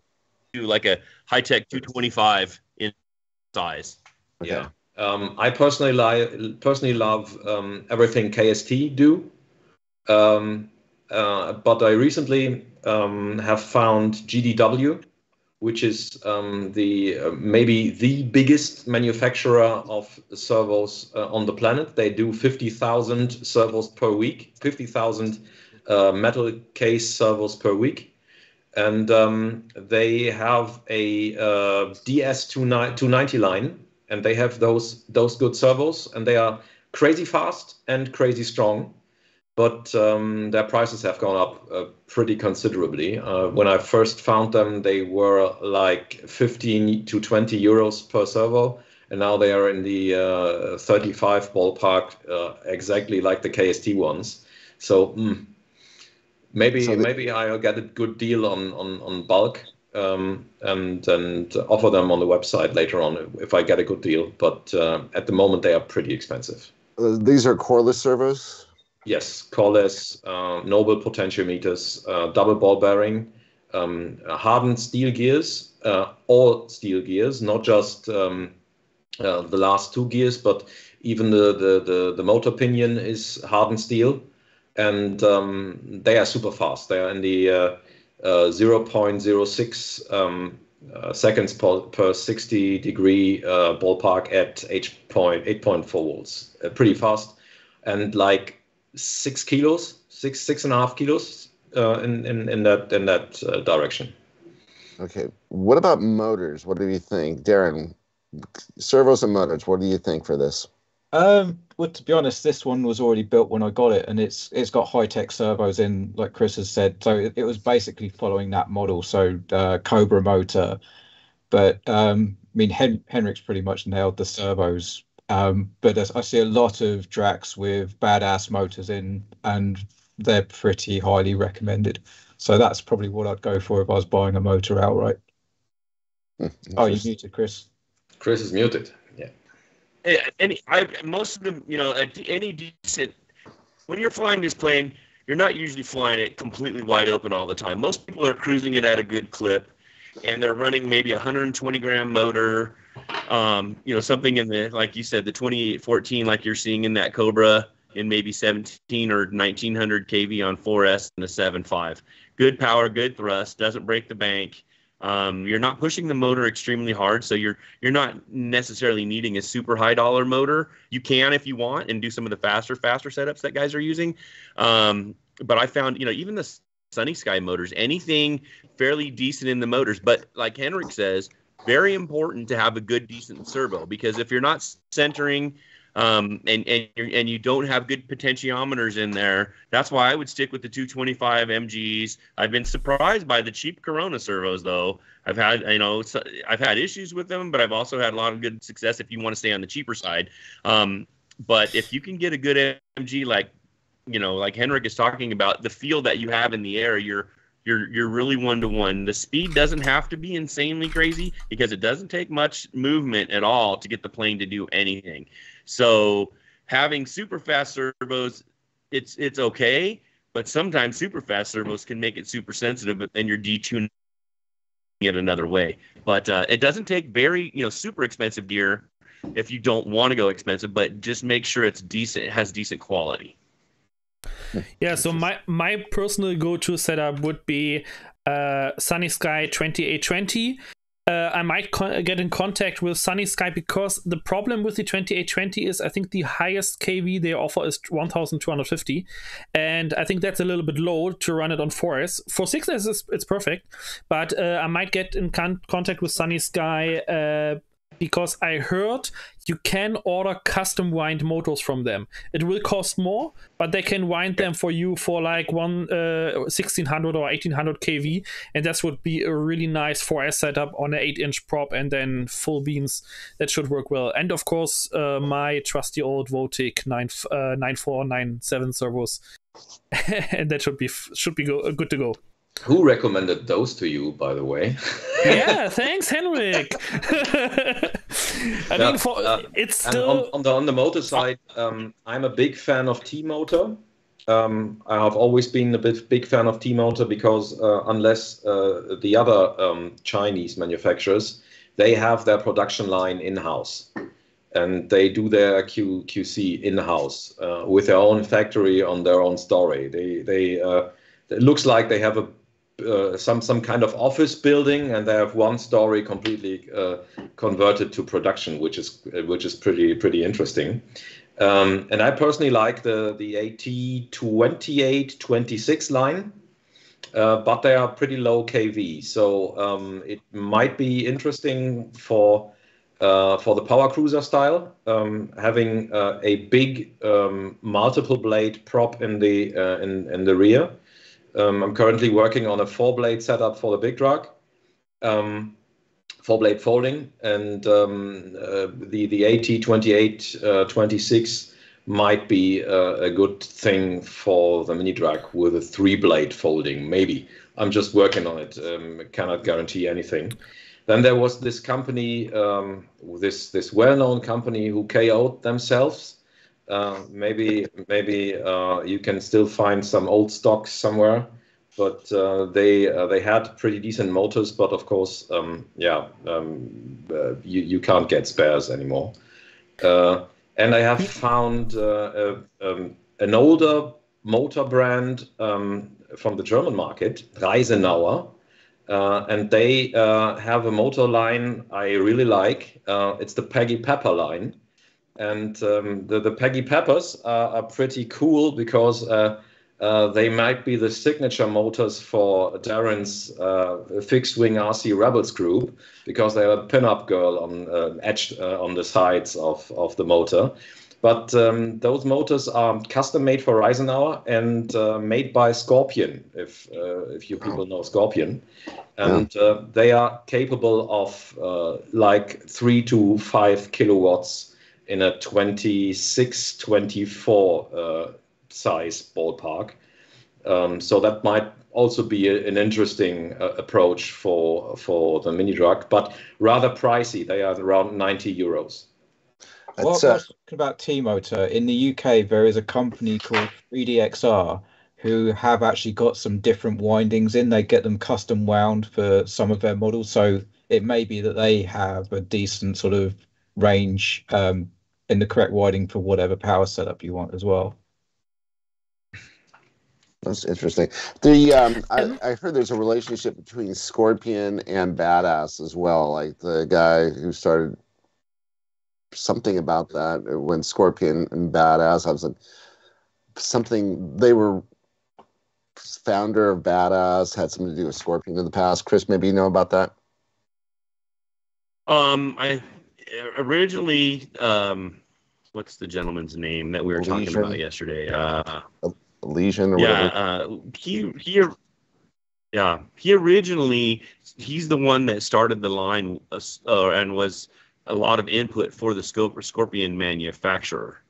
So he did Scorpion motors for a long time, and then he paired up with Cobra and did a bunch of the Cobra motors for a long time.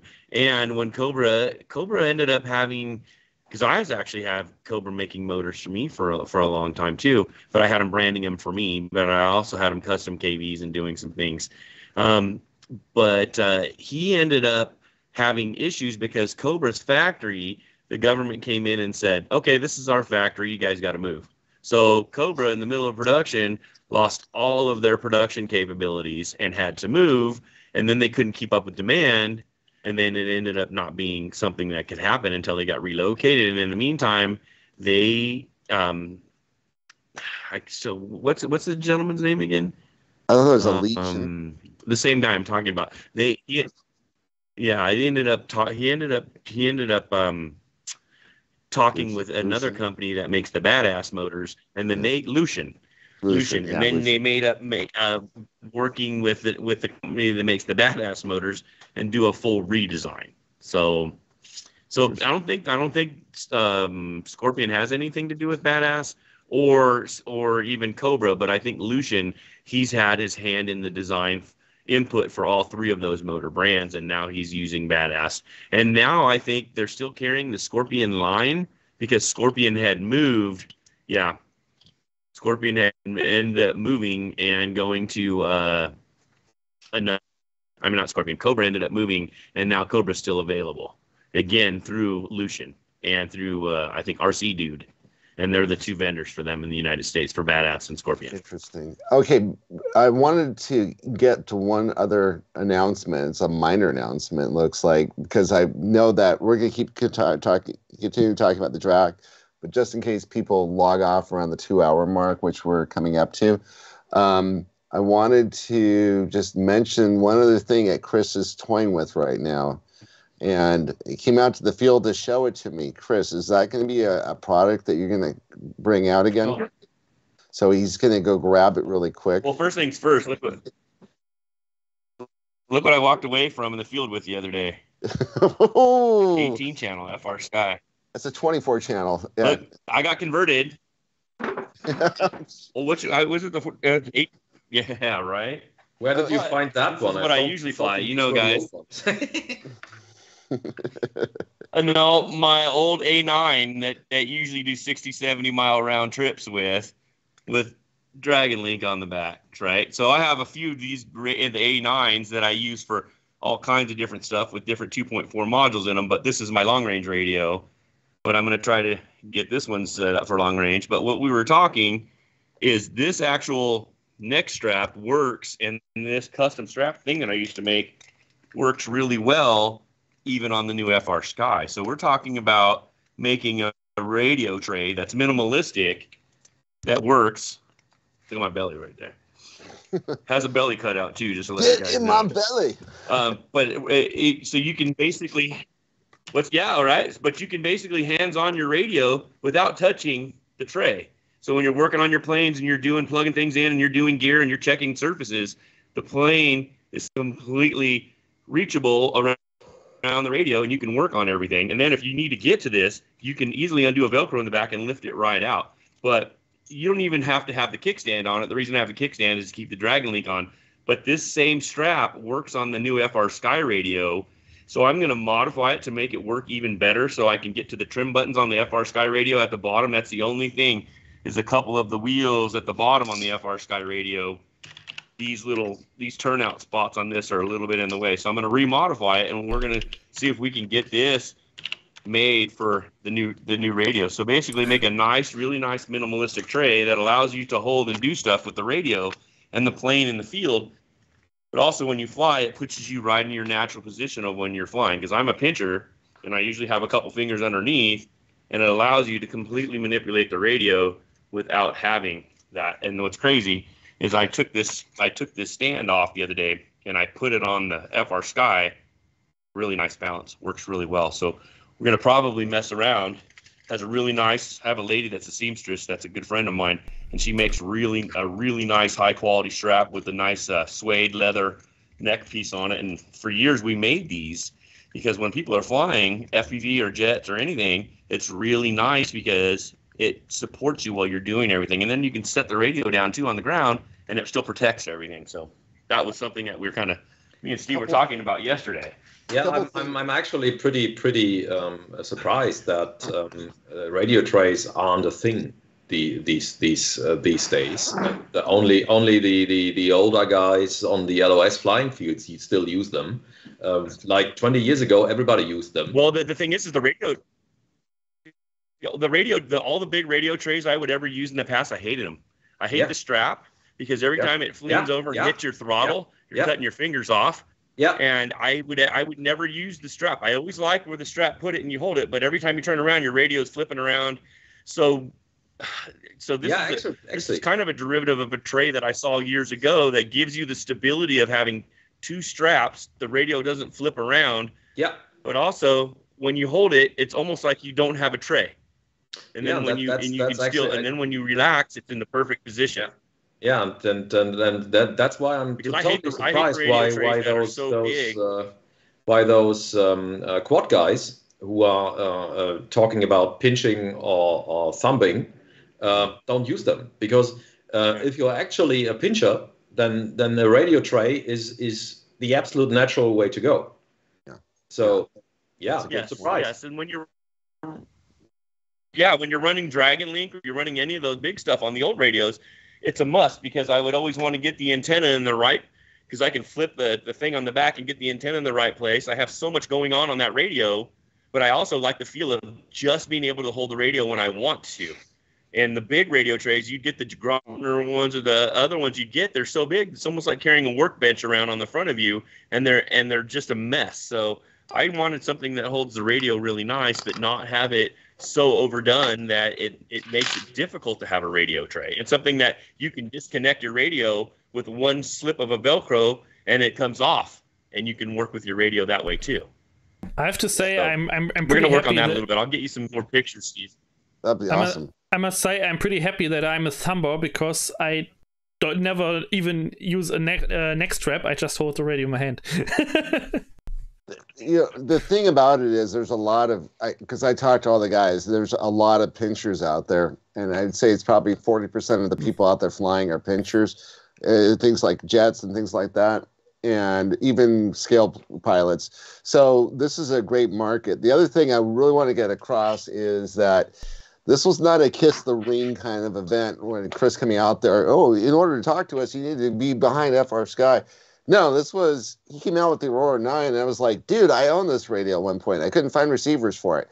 And I was like looking at it and very impressed with the radio and the way he had it set up. But he was like picking it up as he's at the table.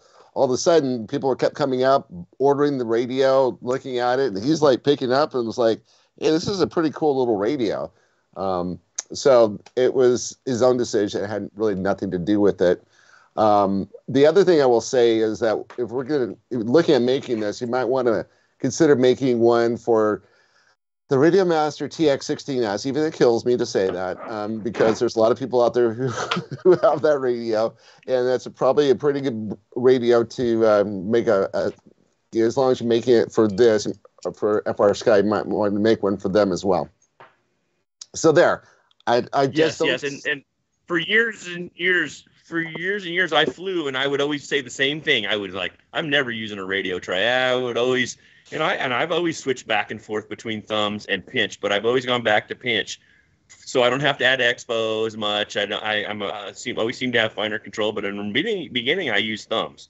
But now that over the years, I got even a little more precise and learned the radios more and adjust them for actually pinch. I've been able to really tune my flying skills, but I would never use a radio tray. And after I got this radio tray made, and I used it a few times, and now everybody that has one says they can't live without the radio tray. And they were pinchers and they were thumbers that never used radio trays before. So it's something that I was a huge never radio tray guy before I did it, until I would go out flying at night. And then I kept thinking I needed one that has a beer holder right in it so I could actually drink beer while I'm flying at night. But yeah, but that's the thing, is I could fly with one hand at night and drink a beer with the left hand, and I could still fly with my right hand and night fly. So that was kind of flying with beers at night was something I did. I never did put the holder on it, but that was one reason why I did that. Now they're going to sell. The FAA is watching. Okay, you, I'll make the beer holder. The FAA is watching you. It was in private property. No. I got myself a camping chair like two years ago because I like to fly while I'm sitting down, and one of the main criteria was first having something to rest my head at, and second to have beer holder. See, Mark, this is why you don't think of a tray or a strap, because you've got your own sort of strap. Yeah. I'm in the same situation. Sit down, radio right on your gut. That's no moon. A lot of people yeah, there's actually probably a pretty big market for this. The thing is, like, when you put these, what he's talking about is absolutely correct. I've had people let me borrow their whole harness setup and the tray, and it's a freaking nightmare. I mean, it's kind of like you've taken all the joy out of the hobby because you got this weird thing going around. Might as well work at Home Depot. It's just kind of, the harness is just kind of in the way, and it's just not fun anymore. The radio, what he has was actually something that, I showed it to one guy who is a really, really high end. He's the guy. He's like E.F. Hutton in the jet community, and so of course he had a lot of insight for Chris. You should fix this. You should do this. You should do that. But it was like, this is really impressive. So it is something that is really quality. And I know that when we think of right wing, you think about planes, but yeah, this is also something that's very, I think, a great, or something that people would consider if you really enjoy going out and flying and you don't really want to stand the whole time and hold the radios. Yes, so Chris is, and I said that right as Chris is eating, of course. Oh, by the way, the radio he has is about the same size as a lot of like Spectrum radios, I would say. Don't know if they have the handle across the top and the back for it to mount onto. Probably do a carrying case. Do you have a Spectrum with you, Chris? Oh, yeah, I'm telling you though, this is the feel of this radio is nice. I mean, the gimbal quality is amazing. The touchscreen is amazing. I definitely see myself using this. It has the built-in antennas. It does 2.4 and 900 at the same time, so you got double redundancy frequency. It has a place on the top that you can throw a couple patch antennas if you want to have even more antenna capabilities on it. But I'll try to see how far I can spec this out just the way it is now, and see how far I can get out of it without even having the specialty antennas on it. Charges with your cell phone charger. I mean, how much more nice can that be? It's like, and it feels exactly like something that I've been using for years. That's up to 1 watt as well for 900 megahertz. Yeah. By the way, when you I love the sliders on the sides. when you show that tray mount for your neck strap, that reminded me of a friend of mine here from the city who's flying quads on a very old, I think it's like 10-year-old Futaba Pult radio. So the whole radio is really like that big and with these very long sticks, and he flies quads with that. The one thing was interesting too, you said pinching, it's like the gimbals on there, you mentioned them. They asked the question, what's the resolution on it? And the quick answer is it's at least 5,000. I got a 2-page answer back. It was anywhere from, if you measure it this way, it's 60,000. Measured this way, it's some 30,000. So there were a lot of different ways to it, but the minimum was like the lowest factor was about 5,000.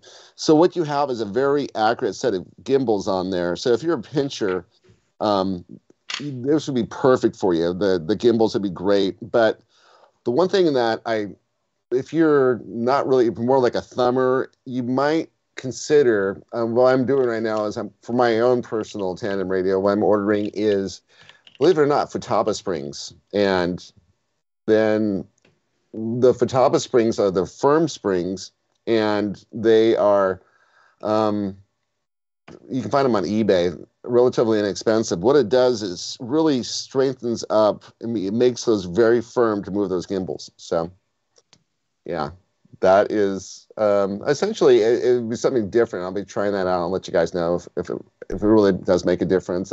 If so, I'm going to try to encourage the company to, like, let's get our own and order them as something as an add-on. Anyways, yeah, so the tray, you are seriously consider bringing that one back? Yeah, I'm going to make one for my radio here, and I'll let you guys know how it works out. You know, I have them for every one of my slope radios and the other types of flying that I do. So, and now that I have a new radio, I'm gonna adjust it to fit it. But I figured you'd get a kick out of that. That's why I brought it out to you the other day, because I didn't even plan on picking up an FR Sky radio, but I was thinking that maybe people might like that type of a tray. But then after looking at the radios and feeling the radio you had, I walked away with one. So, and after a couple of weeks ago when I was flying one of my planes on my Aurora with a XPS module, it just kept going. So I never got it back. I was flying it a couple weeks ago and it signed off and kept going. So I said to myself, well, if you're offering this and it has 900 and 2.4, I'll definitely give it a try. So, fantastic. But I'll keep you informed. That'd be great. Yeah, that'd be a nice little addition. I know I think a lot of people would be highly interested in that, even if they don't buy a mini track. Some of these, scaled pilots might not be into the mini track, but they would like that tray. So I'll see. I will put the good word into the company to see if we can get that, something we can show to people. All right. So any last thoughts on the mini track? We've got what essentially is happening is this is a go. There are 300 units that are going to be coming out. And then how are you taking orders for this? If people are listening and they're not a member of the Right Wing Nation, which is a group on Facebook called The Right Wing Nation, go ahead and join that group. I'm going to update in that group, and I'm going to put them up for sale in there. You'll get notified first in that group, because that's the hardcore people like Henrik and all the friends that are in there that have actually pushed to get this done, because they said they would go in for a pre-sale to help this out and get this rolling, and they were the ones that kept pushing it to get it done. So I want to say thank you to Henrik for making this happen, because I don't think it was going to happen. Like I said, we had a few people asking to buy the molds. I've had a couple, in the last year to do this, but I don't want to give the molds up. I didn't want to do this. So, but as far as for the group, we're gonna offer it right in there first. If you're not a member, join the group. It's a really good group. You can find out how to build these. They have support for just about every aspect of this airplane and all the other right-wing stuff. And, it's a great place to be and hang out. So okay, I would suggest that. When are they coming out? When can people physically get their hands on these? Yeah, you first. I sent the manufacturer a heads up this last week and said, most likely early next week, which is tomorrow, I'm going to be calling up and we're going to be placing the order to get it rolling. And he told me, he gave me a verbal. He said he just talked to the factory, and they're saying 10 to 14 weeks for delivery or sooner is what they told me. So we will end up starting the pre-sale. I'm going to go through and have the motor mounts manufactured. You know, we're going to go ahead and get all the carbon and all that stuff on order. It gives us enough lead time to get these other things going here. So 10 to 14 weeks from the day of order, which is possibly tomorrow, is what I am told. People are going to have patience one direction or the other, just in case there's a little bit of hold up. But all in all, that's what we're shooting for. Yeah, exactly. As we already mentioned, for the American continents, it will be ordering from Chris' side. And if you're from Europe or from the rest of the world, you can also get Chris in a message, and he will message me. But the best idea would then be use my shop, which is not online already. But I think I'll be ready with that next week. So you can directly order from that shop, and we'll figure things out for you. So you're thinking sometime in February, these realistic? Yeah, physically they'll be there in February. Chris is getting the hardware parts to me, the necessary ones for the numbers we need for the global and European market. And as soon as the manufacturer, which is located in the eastern part of Germany, is done with the production run, I'll go there, do a quick QC, have a look at what they've done, and pick them up and get them into my shed. And then we'll have everything we need, and then we'll ship them out. Interesting. That sounds fantastic. And that means there's a lot of people who look forward to their winter project for something to build. So this is around that time, that winter project, where they can actually, start planning on getting the parts, ordering the motors, the servos, everything else like that, and get the plane, or they can order all that supply from you guys if they would so choose. But realistically, the plane should be showing up at a time so that they can start building it and have it ready for the summer flying months, right? Yeah, we should be able to get them to you in January. Yeah. January, beginning of February, which you can calculate. 10 weeks would be January, and 14 weeks would be February. Okay, that's great. And so this is a great winter project, and encourage your friends. Rosetta Stone, Steve. Rosetta Stone, we had this Rosetta Stone project in the IFB. I have to finish a Strata Surfer first. I've got that, but I'll have that done before the end of the year. And you never know, that could be a good Rosetta Stone plane. That's an idea. We haven't done one in a few years. What do you think, Darren? Yeah, sounds cool. I mean, but yeah, you have the Mini Drac in February. We have INAV 6 in March. Sounds about right to me. Oh, awesome. So it all it's the big synergy, how it all works together. It's how I had to, what do they call it? It's not synchronicity. It was when random occurrences happen in a nice way. That's kind of how this is all working out. So fantastic. I mean, I know a lot of people, people have wanted to bring me in on, like, make me personally responsible, get this thing out. And I said, I'll see what I can do. Here, I've done what I could do. Now get off my back. This is it. This is coming out. Henrik, thank you so much for, taking this on. This is a major project. And I thank your wife in particular for taking this on and getting behind it. I don't really think that she has already realized what this thing is, but she'll be pretty good at it anyway. So I don't think she has already realized how big this is for a few people. But it goes like this: when your house catches on fire, the wife runs in and grabs the wedding album, and the guy will run in, look at all the planes on the wall, and grab the Mini Drac, and that's what you run out with. Yeah, the people who are behind the Mini Drac absolutely love it, and that's something that once you get your hands on it. And that's, for me, it's kind of like I've known it. Just people, that's a plane that is like, it's the quintessential FPV plane. It's over and above everything else in the market when it comes to FPV. So you got to own one. Yeah. So fantastic. There's All right, also- guys. This Right. also, by the way, puts a little bit of pressure on me because I still have not finished the Nano Drag that I got in May. It's still disassembled in the box. But you're in a group chat here with Henrik and myself, so that's still a young project. After having gone to Darren's house today, I swear. Darren and I basically have invented the globally used phrase of plane procrastination. so yeah. At how many projects are you, Darren, at the moment? I have no idea. Yeah, Too I'm many. pretty sure I saw like 15 or 20. I'm started playing. Yeah. That was the boxes.